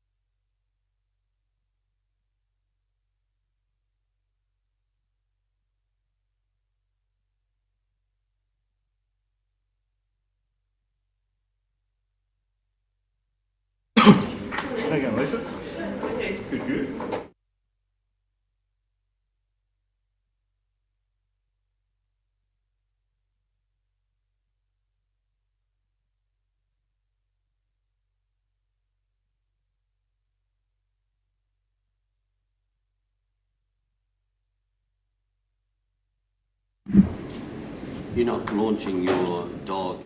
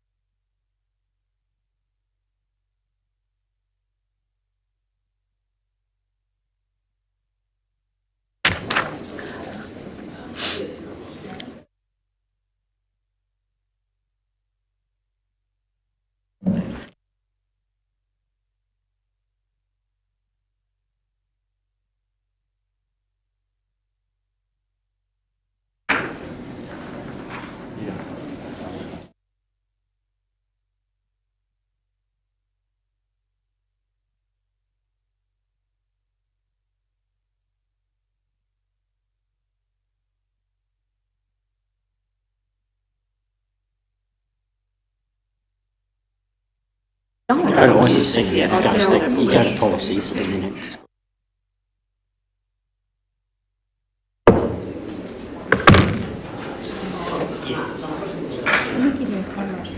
Here's my plan. Hold on to a snapshot of this, let me show you. You still synchronised swimming, Alex? Sorry? Are you still synchronised swimming? I no longer synchronise swimming, But anyway, we do. unfortunately. Okay. Yeah, Once it's done. Hey to Gab. Do that one. No, it was a really, really amazing sport to grow up with because we were always in the water. Already into it, we're not going to It was synchronised, go it back was to this now, teamwork, we're going to wait and till it was the hard end. to... Yeah. Oh, not They've easy. just moved it, we'll receive it. Were you marching? We'll be receiving it. Yes, No, I was didn't do marching girl. marching. We need to form a council match. I'm actually thinking about going back to Masters. Full credit to the coaches as well because, it was hard to wrangle a gaggle of geese in the water. I love watching it at the minute. Yeah, no, it's a really interesting sport. The nose pegs certainly leave something to be desired though. Do they leave a permanent? Yes. Leave the They marks. mentioned originally. Yeah, the marks on the nose, yeah. Stench of chlorine. Yeah, that's right, so that's a better way to benefit. did we?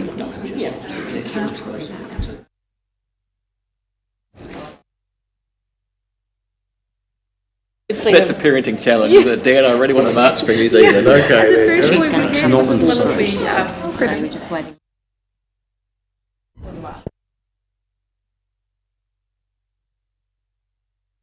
And we never had Sandra at all, No, did she just never came?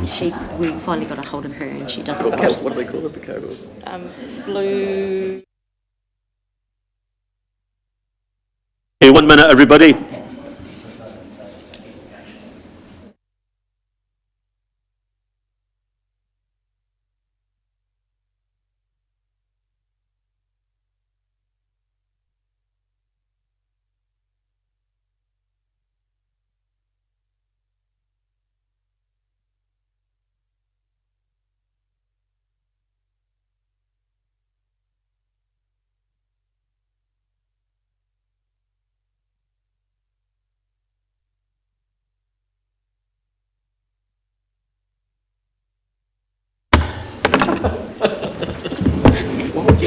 Yeah.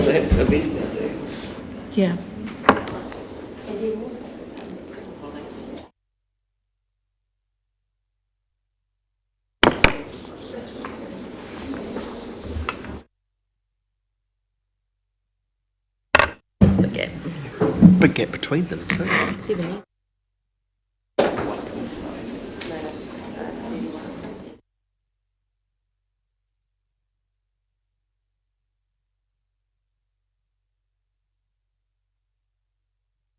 So we have everyone back at the table, so we can start. Rodney, could I ask you to come forward?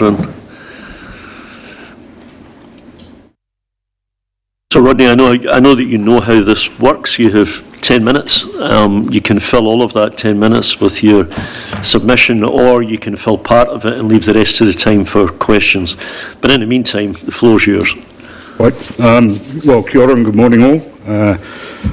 Obviously, you've got some papers that I dropped off yesterday. We'll stick them to one side for now. But before I begin, I just want to pass on my appreciation to staff that have actually given me some information over the last few weeks and month. I'm highly appreciative of that. I'm not going to talk too much on my submission on the two policies. It's there, have a read. I think I've made my point clear. What I will say though is I'm very fascinated that we have central government who brought in a Department of Regulation or a Ministry of Regulation to cut regulation, and we have local government creating even more regulation. So I look at it and go, we've got legislation, we've got acts, we've got bylaws, we've got policies galore now. For anyone to actually try and find what things mean is going to become a quagmire. So I'll leave that there, you can read that one. But my main one is dog control. Right, and people were going, Tribe's been here since 2012, he's like a dog with a bone and he won't let go. And the fact of the matter is, yes. But this year round, my main concern is charging a separate fee for menacing dogs. Right, Invercargill City Council is probably one of the only councils now that still tries to do it. I've managed to convince a number of councils that they actually can't do it, and they've reverted away from it. So, before I get into that part, I just want to talk about the fees you've put in there for dangerous dogs. So you've got dangerous dog not desexed and dangerous dog desexed. I think you're missing some wording, and that wording should actually be at the time of classification. Right, so one of those papers I've got there is the effective classification of a dangerous dog. I've highlighted the section that says 150% of the level that would apply if the dog were not classified as a dangerous dog. So what that means is if that dog was desexed and was a standard dog and you classified it as dangerous, the owner would be responsible to pay 150% of that fee, right? So you've got it right in terms of the two fees for dangerous dogs, but you missed the point about the desexing at the time of classification, right? So the fees I don't have an issue with. But I'm going to use this And I'm going to fire in and say, this is where I say that the standard fee is the fee you set under Section 37 of the Dog Control Act. From that, you then set discounts for responsible owners, de-sexing, working dogs. The effective classification for a dangerous dog is what gives you the uplift. Section 33, which is in there, well, I think it's 33, 33E, which is the effective classification on a menacing dog, has no uplift in fee, right? So the Act does not put an uplift on the owner for a menacing dog. Now, officers may argue that Section 37 gives them the right to set the fees for control of dogs, period, right? I would then argue, if that's the case, that wee piece of paper right at the end with all the fees that I've given you, if the Act says that the owner of a dangerous dog must pay 150%, and you set a menacing fee at $151.25, and that dog gets reclassified as dangerous, that owner should pay $226, but your fee is either $181 or $157. I'm just saying there is no logic to what council are doing. So again, I don't think you can set a menacing fee, but I would also argue that if you could, and I'll say if you could, then it has to be justifiable, right? The OAG actually have guidance out there on setting fees and charges. They must be transparent, justifiable, and you must be looking for efficiency. So back in January, I asked that council's dog control costs get put out with your fees and charges, so I can actually try and work out where the costs lie. There was nothing put out, right? Nothing. So I then look at it and go, right, so menacing fee, we're going to put it up. All fees have risen by 5%. That menacing fee went up by 21. I posed a question and said, was that a typo? Because when I do a calculation of 5%, it would put it at 131, even though I don't agree with it. And I was told, no, it's 125% of the standard fee. So, well, where does 125% come? It's not in your policy, it's not in your bylaw. Right? It was never consulted on, so someone's plucked a number out of the air. And out of the air sounds better than where I think it's been plucked. So I then look at it and I go, so where's the justification for that fee? So I look at it and go, okay, what are all your requests for service? Where do they lay? So barking dogs, yeah, dogs bark. But you had 427 barking dog complaints in 12 months. 10 of those barking complaints related to menacing dogs, 1 to a dangerous dog. So 97% of the barking dog complaints didn't relate to classified dogs at all. Right? So can't be the barking complaints that push up a menacing fee, if you could do it.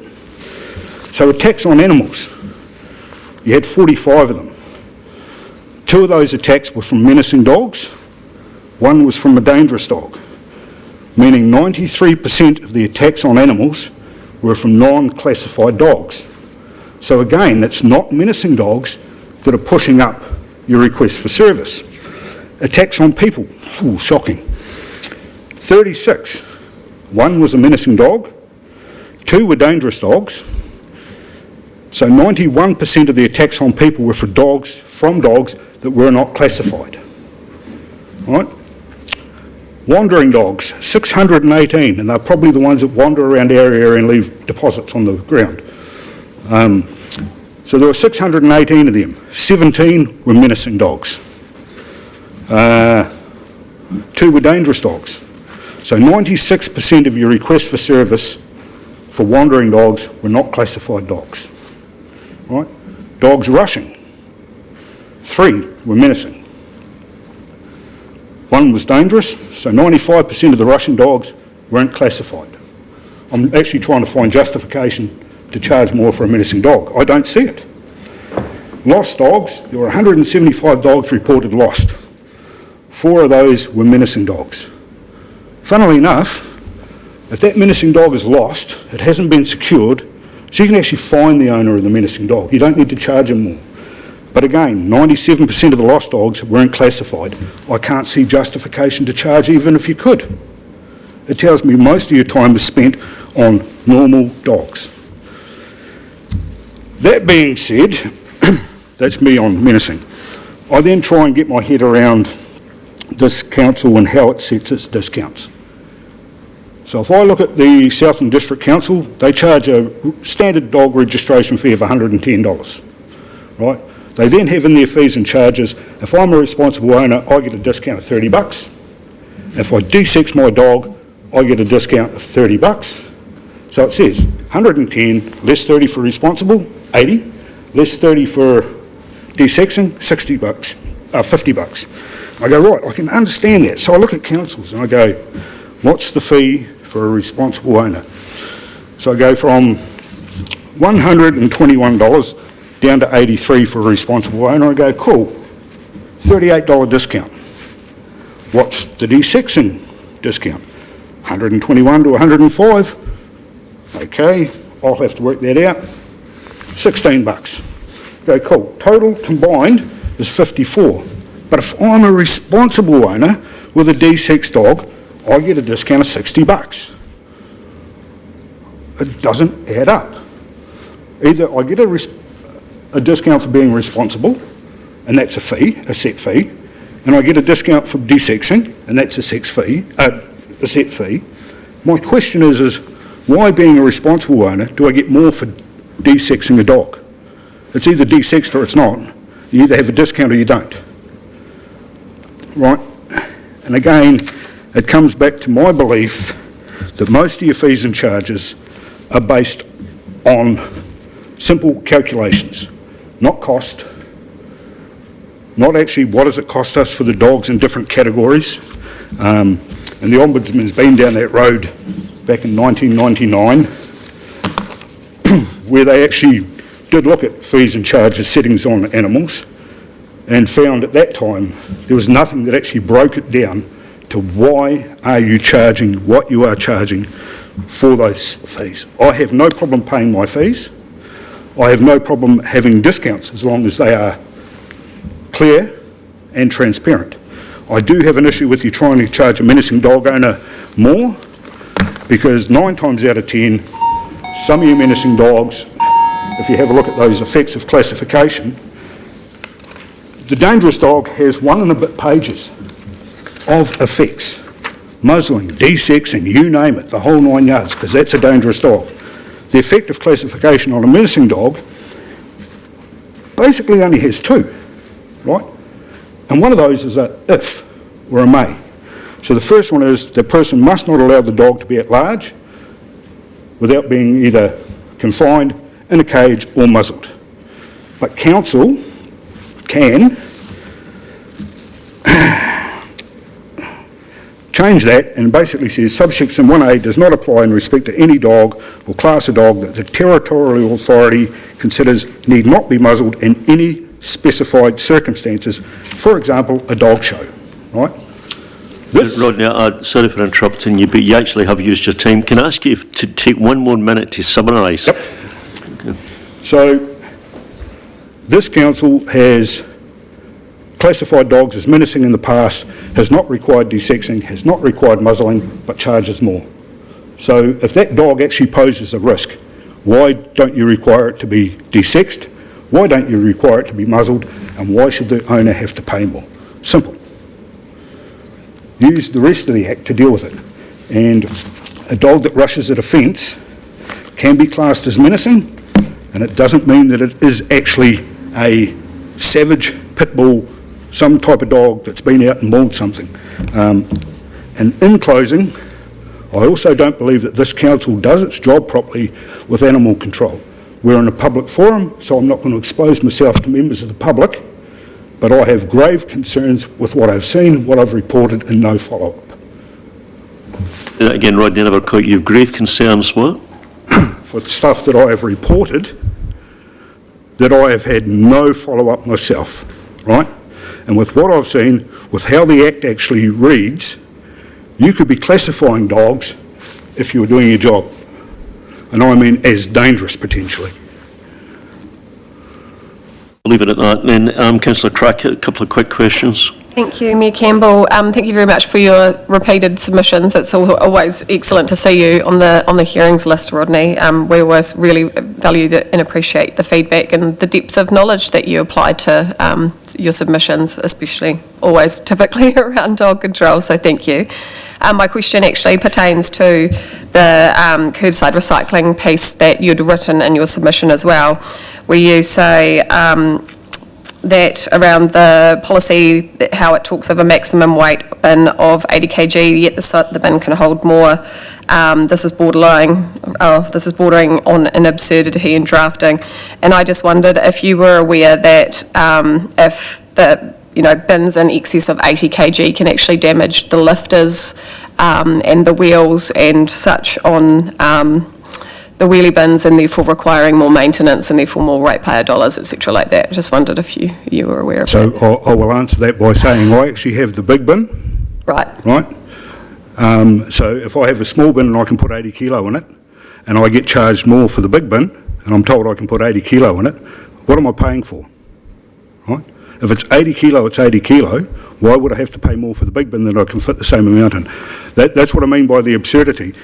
You could give me 2 small bins and charge me more, but you give me a big bin, so you're only doing 1 lift, not 2, but I can only put 80 kilo in the big bin under the policy. It makes no sense. It's an absurdity. Why give me a big bin? Why not give me 2 small bins? Just for reasons as previously outlined, that the weight limit is a weight limit because it damages the equipment, so... Yeah. So I do want to take one more question. I'll leave that, yeah. Right, so Councillor Demedy. Thanks, Rodney, for your presentation. Take your point around the cost of service and how that should be applied to, our charges. In terms of the theme of sort of less regulation, should we allow menacing dogs in our community? So should you allow menacing dogs in your community? Define a menacing dog, right? Again, a dog rushing a fence can be classed as menacing. What I'm saying is, no, you shouldn't, but the Act actually gives you plenty of provisions to deal with menacing dogs. It's simple. Use the Act. So, one last question, Councillor Pottinger. Thank you, Chair. Look, my question, I'm a bit dismayed that you're not receiving any response when you send in your queries. I thought we had a service that made sure that all questions were answered. So have you thought about sending it to either our Mayor or our Chief Executive, and hopefully you may get passed on or something, because it really disappoints me that you aren't getting feedback that you're asking for. So to answer that, I have laid a number of complaints about non-responses under Lagoima. I've done that, been there. My concern in terms of the last one where I reported an incident was the Act actually provides that if I gave a sworn statement, this council must act. By not coming to me and seeing if I want to give a sworn statement, this council doesn't have to act. My concern is if something happens down the track and I become aware of it, I will, quite frankly, throw this council under the bus for failing to do its job, especially if it harms a child or somebody. I'm just saying. Okay, so I think we'll leave it at that. There's, as Councillor Pottinger said, if you continue to make requests for service or complaints and you don't get a response, then you can actually, contact the Chief Executive, or you can contact me in an extreme situation. So you're certainly welcome to do that, Rodney. But I think we do need to close at that point. So I do thank you very much for coming along in person and making your submission. And of course, it'll be through a deliberation. Thank you. Thank you.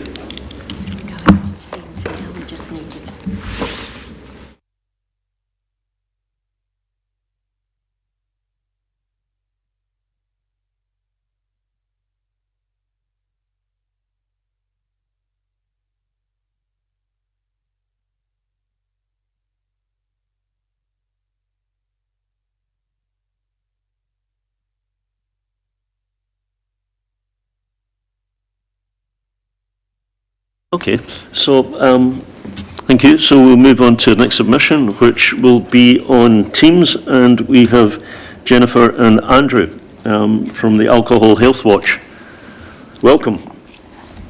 So how this works, actually, I'm sure you already know, but you have 10 minutes. You can either spend 10 minutes presenting your submission, or you can spend some of that time and then leave a little bit of time for questions. It's up to you. But the floor is yours.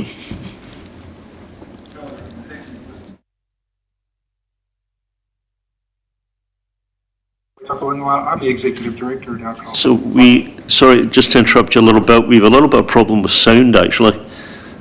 We'll just see if we can turn it up from this end. You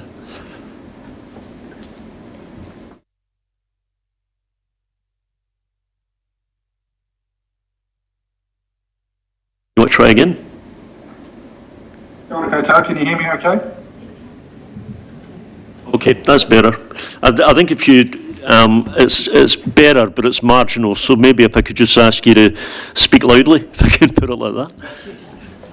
I will talk loudly. Thank you for the opportunity to present. As said before, by way of introduction, ko Andrew Galloway Takawinga. My name is Andrew Galloway. I'm joined by Jennifer Lamb on the screen with me. We really appreciate the opportunity you've given us this morning to talk about our submission on licensing fees, and we submitted that as part of the feedback on your council's proposed fees and charges for 26-27 year. We were recently before your council, you may remember, on 18th of March to speak about our submission on the review of your local alcohol policy, and we outlined the work we do as an organisation, providing credible, up-to-date evidence and advice regarding alcohol policy and planning. We outlined the harms associated with alcohol. It is, to remind you, Aotearoa's most harmful drug, costing estimated 9.1 billion. And that's why we're here to talk about alcohol licensing fees, and we do encourage councils to make an alcohol fees bylaw that would enable your council to set fees that reflect the total cost incurred by your council in administering, monitoring and enforcing alcohol licensing. The licensing regime places local government at the centre. Local government has a key role in supporting that system of control over the sale and supply of alcohol. The alcohol licensing regime and fee setting in particular is an important component of that system, and a part of that package of measures, when used comprehensively, can create safer environments and minimise those rates of hazardous drinking and subsequent alcohol harm. You've got tools in your toolbox such as alcohol control bylaws and local alcohol policies and other related policies and plans. The Sale and Supply of Alcohol Act envisaged full cost recovery for alcohol licensing. However, the fees prescribed by the Fees Regulations 2013 have not kept pace with the costs faced by councils. And as a result, we've seen councils raise concerns that they are effectively subsidising their alcohol licensing work, including monitoring and enforcement through general rates.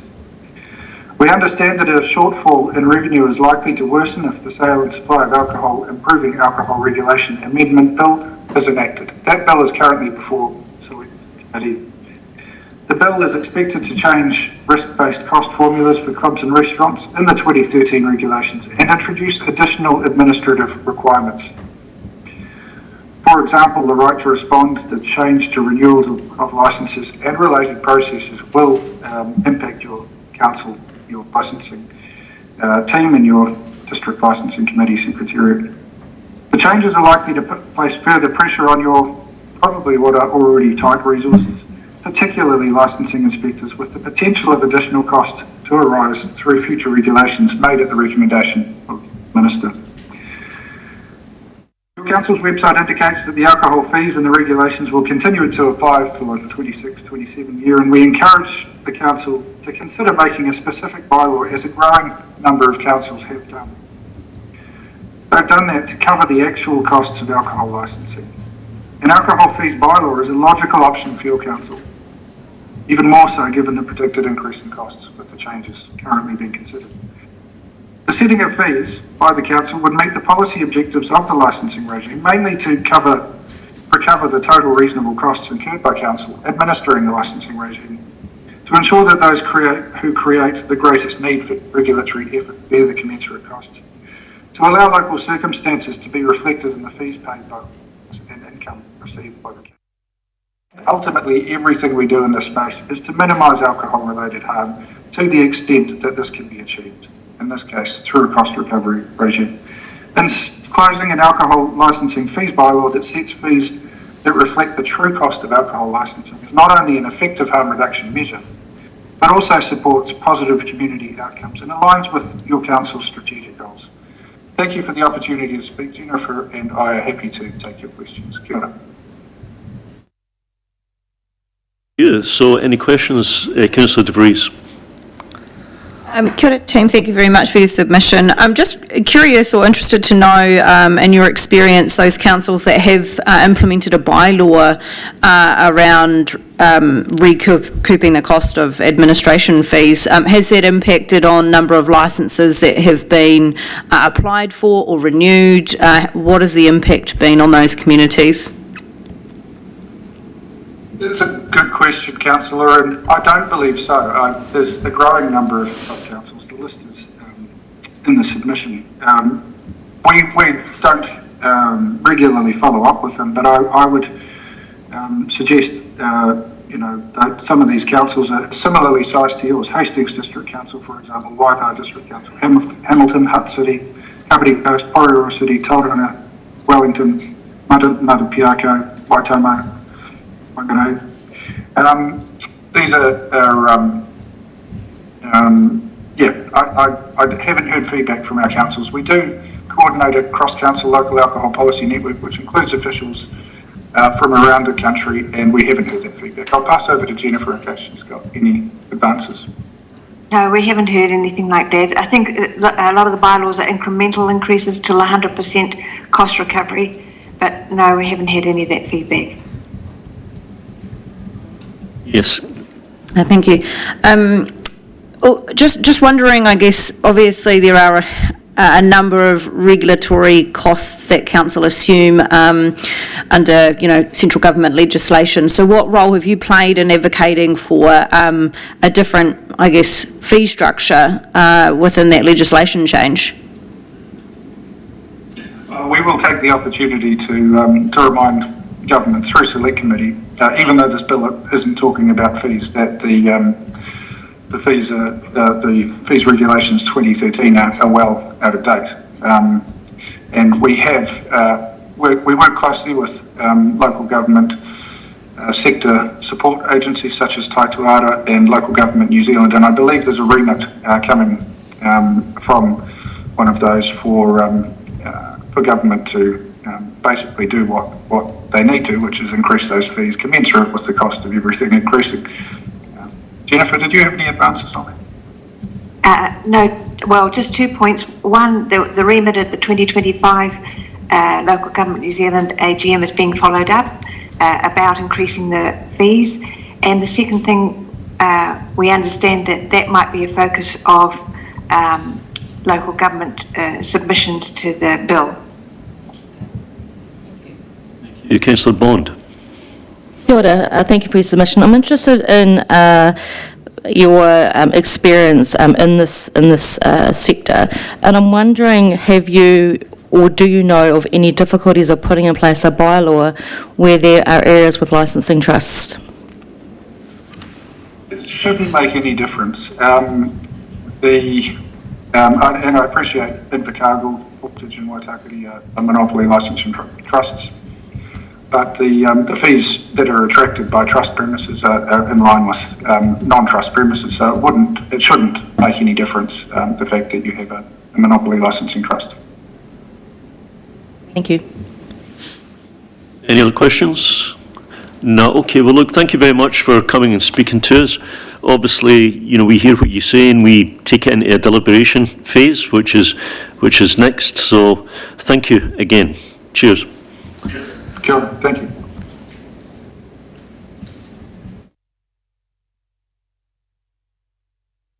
So, Bruce Conway, please come in.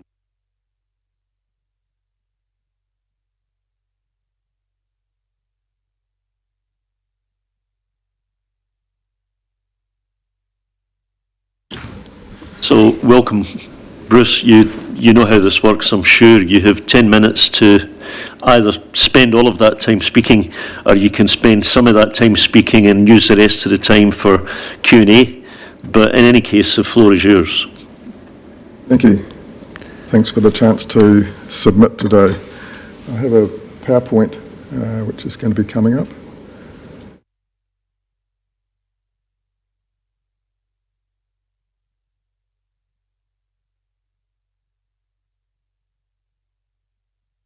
It's all right, you're not on the clock yet.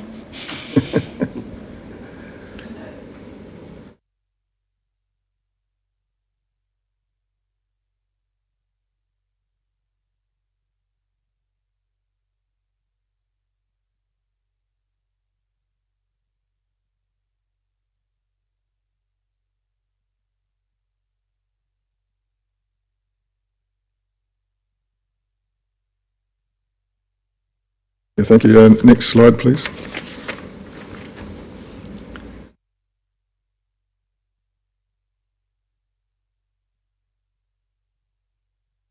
So, I've used the Bluff ramp for my trailer yacht for sailing to and fro Rakiura. I generally go once a year and stay away for 2 or 3 weeks. And then back in the 80s and 90s, I was regularly racing my trailer yacht on Bluff Harbour. I've been a member of the Bluff Yacht Club for a long time and spent 5 years on the Bluff Yacht Club committee and currently coordinate the adult Learn to Sail program. During that period, I spent a lot of voluntary time and effort helping maintain and doing upgrades on the ramps and jetties, particularly prior to regattas. Next slide, please. The present system for calculating ramp fees is based on boat length. Under 6 metres is one charge, over 6 metres is a different charge, which creates significant inequities. So I'm proposing a couple of fairer alternatives based on boat weight, which actually reflect the wear and tear on the ramp rather than the length of the boat has very little to do with the wear and tear on the ramp. Next slide. So the over 6 metre length, which is just over 20 feet. No, 20 feet is 6 metres. That ends up putting some boats, like at the club boats, we've got some little mini keelers, which the older guys like to race, and they end up being put in with boats which weigh 4 to 10 times as much. When you see the two boats beside each other, it looks ridiculous. And there's some boats which are 3 to 4 times the weight of these boats, which actually come into the smaller category because they're just under the 20 feet, the 6 metre length, so they pay a lower fee. And then if somebody comes along with a very lightweight fishing boat just to go out for a day's fishing just out of Stirling Point, they weigh hardly anything at all, but pay the same fees as much more heavy boats. Next slide, please. So I'm quite surprised to find that the revenue stream to pay for ramp maintenance doesn't reflect the actual wear and tear on the ramp in the car park.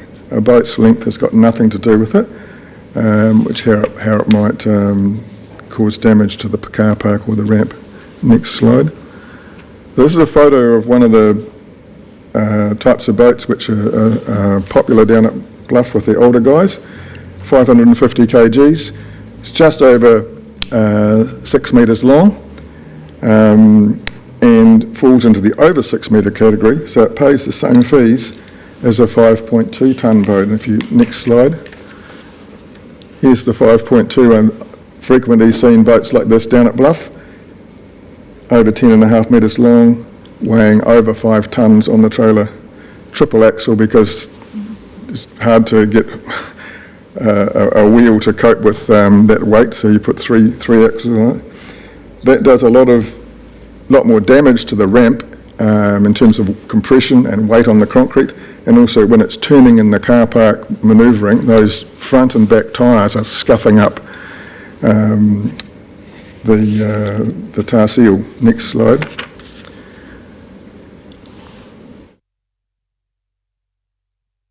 So this is a photo of my boat. I actually sold this one and I'm building another identical one. It's 550 kgs on the trailer. possibly only 500 actually, it's 6.1 metres, and so it falls into the same weight category as that large boat. Yet we're talking about nearly 10 times the weight that the large boat is. So it should only be charged a very small fee. Next slide. Here's an example of a boat which is under 6 metres, very, very common powerboat, weighs about 1,400 kilograms on the trailer, and plus the fuel, plus the fish tubs and that kind of thing. And that comes in the lower weight, the lower category, because it's 5.7 metres long. Yet it's putting typically 3 times as much stress on the concrete as the other boats I was talking about. Next slide. And then I looked a bit wider to guys I see coming down just to go out for a little fish. You know, they haven't spent a lot of money on their boat, but they head out, catch a bit of food from the sea. 250 kilograms, a lightweight aluminium dinghy plus a little motor on the back, and they're paying the same fees as the big boats. The next slide. Last year I talked to ICC staff about this, what I call a spurious method of using boat length to determine ramp fees, and the staff member's response was that this length division over 6 and under 6 metres was required by Maritime New Zealand. And I was familiar with the Maritime New Zealand boat rules, so I was very surprised that that was the case. Next slide, please. So the Maritime New Zealand rule, under and over 6 metres, is mainly, it does lots of things, but it's mainly when you must wear a life jacket, and this is mandated in Southland by the Environment Southland. If you're under 6 metres, you wear a life jacket all the time in the boat. If you're over 6 metres, to carry the life jackets, but wear them in dangerous situations. Next slide. So this has nothing to do with damage to the ramp. You can't reasonably use that to determine the ramp fees. So it's an unrelated safety rule, and it's erroneously used to justify wear and tear. And when you look at the Council's own website, it talks about under 6 metres, then it talks about over 6 metres. It says boat safety requirements are different for vessels over 6 metres, and these are well known to boat movements. That's just spin. I'm sorry, that has nothing to do with reality. Next slide. So here's my 2 proposals. I think you should base the fees on the total weight of the boat and trailer. You can either do it pro rata, so you declare your weight when you apply for your permit, you declare your weight, and if you try to cheat the system, then you can be asked to get a certificate from one of the local road bridges, or turn up down there get the traffic department to turn up down there. So it's the same system as now when you have to tell the council, am I over 6 metres or under 6 metres? I mean, at 6.1 I could say I'm 5.7, you know. You would never go and measure it, would you? I should tell you at 550 kilograms. Someone that's got a 2-tonne boat should tell you it's 2 tonne. If people aren't being honest, then you've got ways of following up. So you could either do pro rata on the boat rate, or you could do, so under 1 tonne, under 2 tonnes, under 3 tonnes, under 4 tonnes, you know, so that you've got 1,000 kilogram divisions. Or you could use the NZTO method of, if you're under 2,000, then the trailer has certain regulations. If you're over 2,000, the trailer has different regulations in terms of its safety. Next slide, please. The other way to do it is if you're using your AI cameras, or whatever it is get the camera to just identify whether you have 1, 2 or 3 axles. If you have 3 axles, then you're clearly a very large, heavy boat. If you have 2 axles, you're a boat in the 2 tonne to 3.5 tonne range. If you only have 1 axle, then you're going to be under 2 tonnes pretty much all the time. I don't know whether that's possible. The staff will be able to tell you about that. Next slide. So this is just a table summarising things. And I think if you've got some social conscience, you might want to look at the owner's investment. If you're charging someone with a $2,500 tinny the same fees to go down there and launch as you're charging somebody with a, $400,000 boat, then I think that maybe the council should be thinking about equity. Next slide. So the boats on the left there are all single axle, varying weights, all under 2 tonnes. Then dual axle boat, which is going to be, it's about 3.5 tonnes, and then the triple axle one, which is well greater than 4.5 tonnes. These boats are quite common. You'd be surprised if you go into Bluff, the number of big rigs that are turning up there to go off to Stewart Island and that kind of thing. Thanks for your time. I would like to talk further with the council staff on that if that's appropriate. So I will take a couple of questions. I have one first.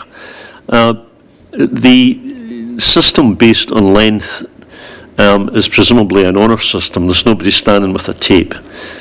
So a system based on weight presumably would be the same. It would be an honour system based on I guess the honesty of the boat users' judgment about the weight of the boat. That's what you're proposing, am I right? Yes. Yeah. And some of these weights are published by the manufacturers, and they're pretty much always light, because then you certainly won't include the trailer, and a trailer on the tandem axle trailer is generally about 400 to 500 kilograms, and then you've got the fuel on my friend had a nearly 8 metre boat, and his tanks were 300 litres, so that's 200 kilograms extra when they're full. So you could just get somebody to, if your staff thought they're just telling porkies, get them to run down to Allied and put it over the ramp, get a certificate to say what it is, and then... You've not understood. Thank you, Councillor Demery. Yeah, thanks, Mick Campbell. I know when we established the fees, we were always on a sort of a let's start this and then look for feedback, and I think you've presented a really good proposal to us around some options around it to more fairly or more an equitable way of charging. So thank you very much. It's very informative.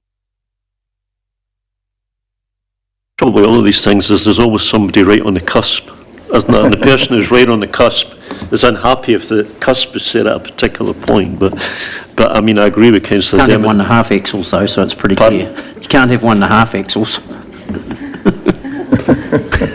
Thank you. No, thanks very much for coming and talking to us. That was very interesting. And thanks for all the work you've done in suggesting what looks, you know, to my uneducated eye, looks like a very viable alternative. Thank you very much. Yeah.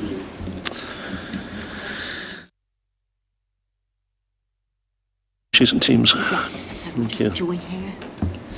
So next we have Emily Muir, who's joining us on Teams from Southern Occupational Therapy.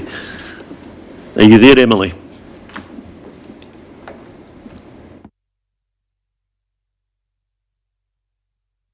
Maybe muted, Emily, we can't hear you. Hi, how are we doing? Very good, very well. Welcome, Emily. You probably know how this works, but just to tell you, so you have 10 minutes to present. You can either use that to speak for the whole 10 minutes, or you can use part of that time to speak and then take questions. But the floor is yours. Thank you. Wonderful, thank you so much. I'm just going to bring up my notes so I make sure I don't miss anything. Can you still see me and hear me okay? Yes, we can. Thank you. Excellent, thank you. Good morning and thank you for the opportunity to speak today. My name is Emily Muir and I'm an occupational therapist who works in private practice as Southern Occupational Therapy here in Southland. I work alongside children, young people and adults experiencing mental health challenges, trauma, neurodiversity and sensory processing difficulties. I'm here to advocate for something that will have a very real impact on the people that I support every day, and that is maintaining affordable access to Splash Palace. In Southland, we face many unique challenges. We're a very geographically spread community with fewer accessible therapeutic environments with larger urban than our larger urban centre counterparts. Many families have already been managing significant financial pressure, and access to low-cost preventative mental health supports can be quite limited. This means that community spaces like Splash Palace are not just for recreational use, but are also essential for our wellbeing infrastructure. From a clinical perspective, one of the most effective approaches that we use in mental health, particularly for anxiety, trauma and avoidance, is called graded exposure. Graded exposure involves gradually supporting a person to re-engage with environments that they may find overwhelming. This is evidence-based and widely used, as well as being highly effective. But it relies on one critical factor: consistent, repeated access to the same environment. This is where affordability becomes quite crucial. Aquatic environments offer quite a unique therapeutic benefit. So the sensory properties of water are both calming and regulating. The environment is structured and predictable, and it allows for both a low pressure engagement opportunity as well as gradual social participation. For many of my clients, Splash Palace is one of the very few places that they can safely begin to reconnect with the world around them. However, with the proposed entry fee increase, attendance drops, and particularly for those who are in need of the support most. From a clinical standpoint, it disrupts the therapy. From a human standpoint, it reduces opportunity, and from a systems perspective, it increases long-term cost. There is also strong alignment here that comes with ACC outcomes. For clients accessing ACC services, including those under sensitive claims, it is able to offer a safe, predictable community environment, and this is essential. Graded exposure within these environments supports recovery from trauma, reduced avoidance, and builds independence. When individuals can engage in low-cost community-based settings, we see improved functional outcomes, reduced reliance on intensive services, and a decreased need for crisis intervention. In simple terms, accessible environments support recovery and prevent escalation. This aligns closely with both ACC rehab goals and council priorities around wellbeing, inclusion and prevention-focused investment. I'd like to briefly share a couple of examples that I have. So a young person with significant anxiety who was not able to attend school was able to attend short visits to the pool. Over time, with repeated exposure, they built tolerance not only to environment but also to others. They are now re-engaged in their education. Second, a child with sensory processing challenges used water at the pool to regulate. With consistent access, their ability to cope at home and in the community has improved significantly. Thirdly, an adult recovering from trauma supported under ACC sensitive claims used the pool as a safe stepping stone back into public life, reducing isolation and increasing independence. These are not isolated cases. They reflect what is happening when environments are accessible, predictable and affordable. But these outcomes depend on one key factor: ongoing access. When cost becomes a barrier, therapy becomes inconsistent, progress is slow, and in many cases, people disengage entirely.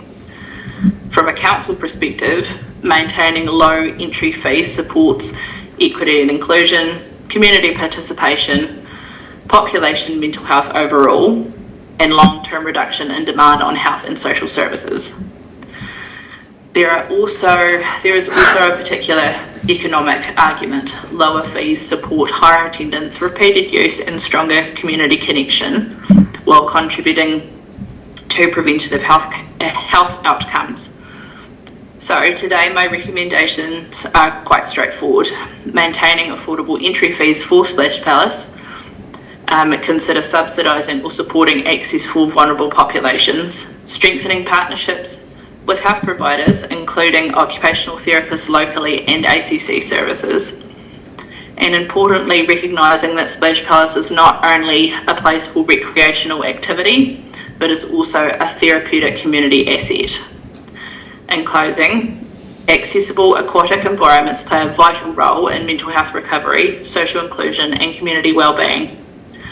When we invest in access, we are not just supporting recreation, but we are supporting recovery, participation, and long-term resilience. And ultimately, that benefits not only the individual, but also the entire Southland community. Thank you very much for your time. Thank you very much for your time. Questions? Anyone? Councillor De Vries? Hey, thank you very much for the work that you do in our community.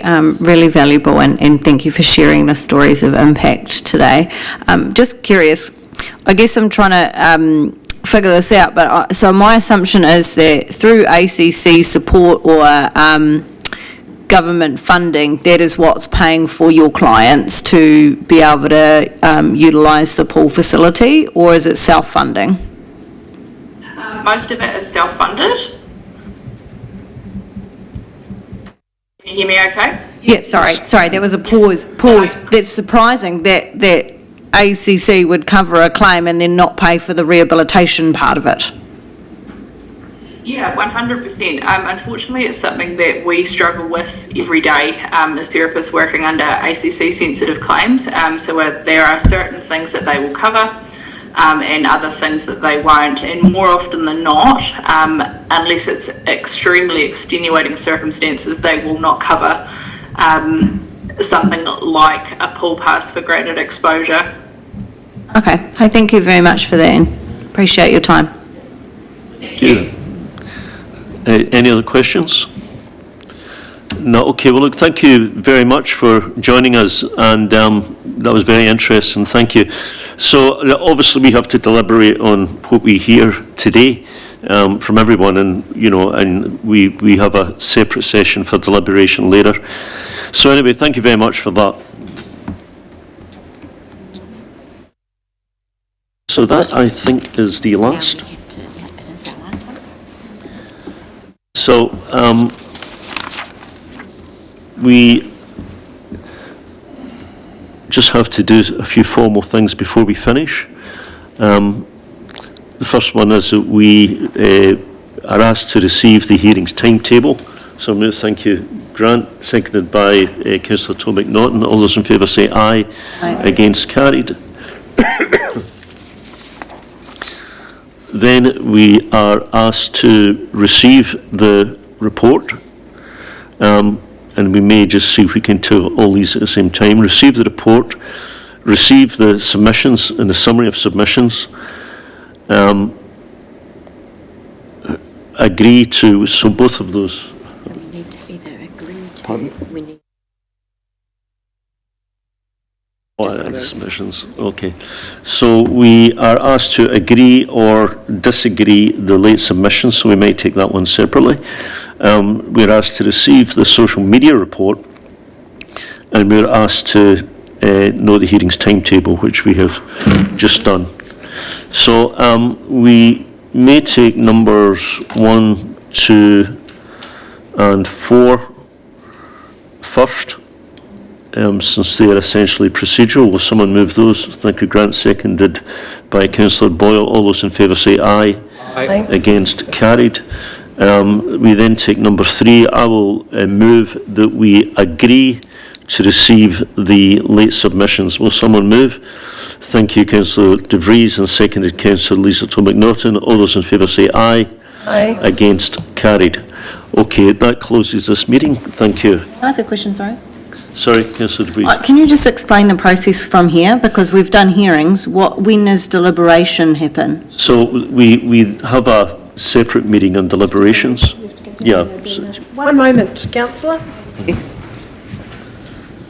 Sorry, I had the meeting.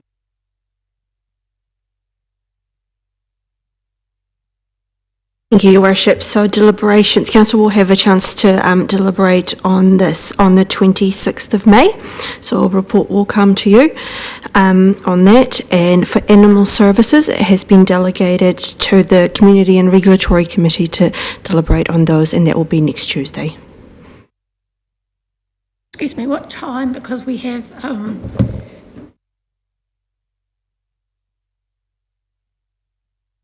It'll be in the afternoon at the full council meeting. At the full council? Yeah. Oh, so it's within...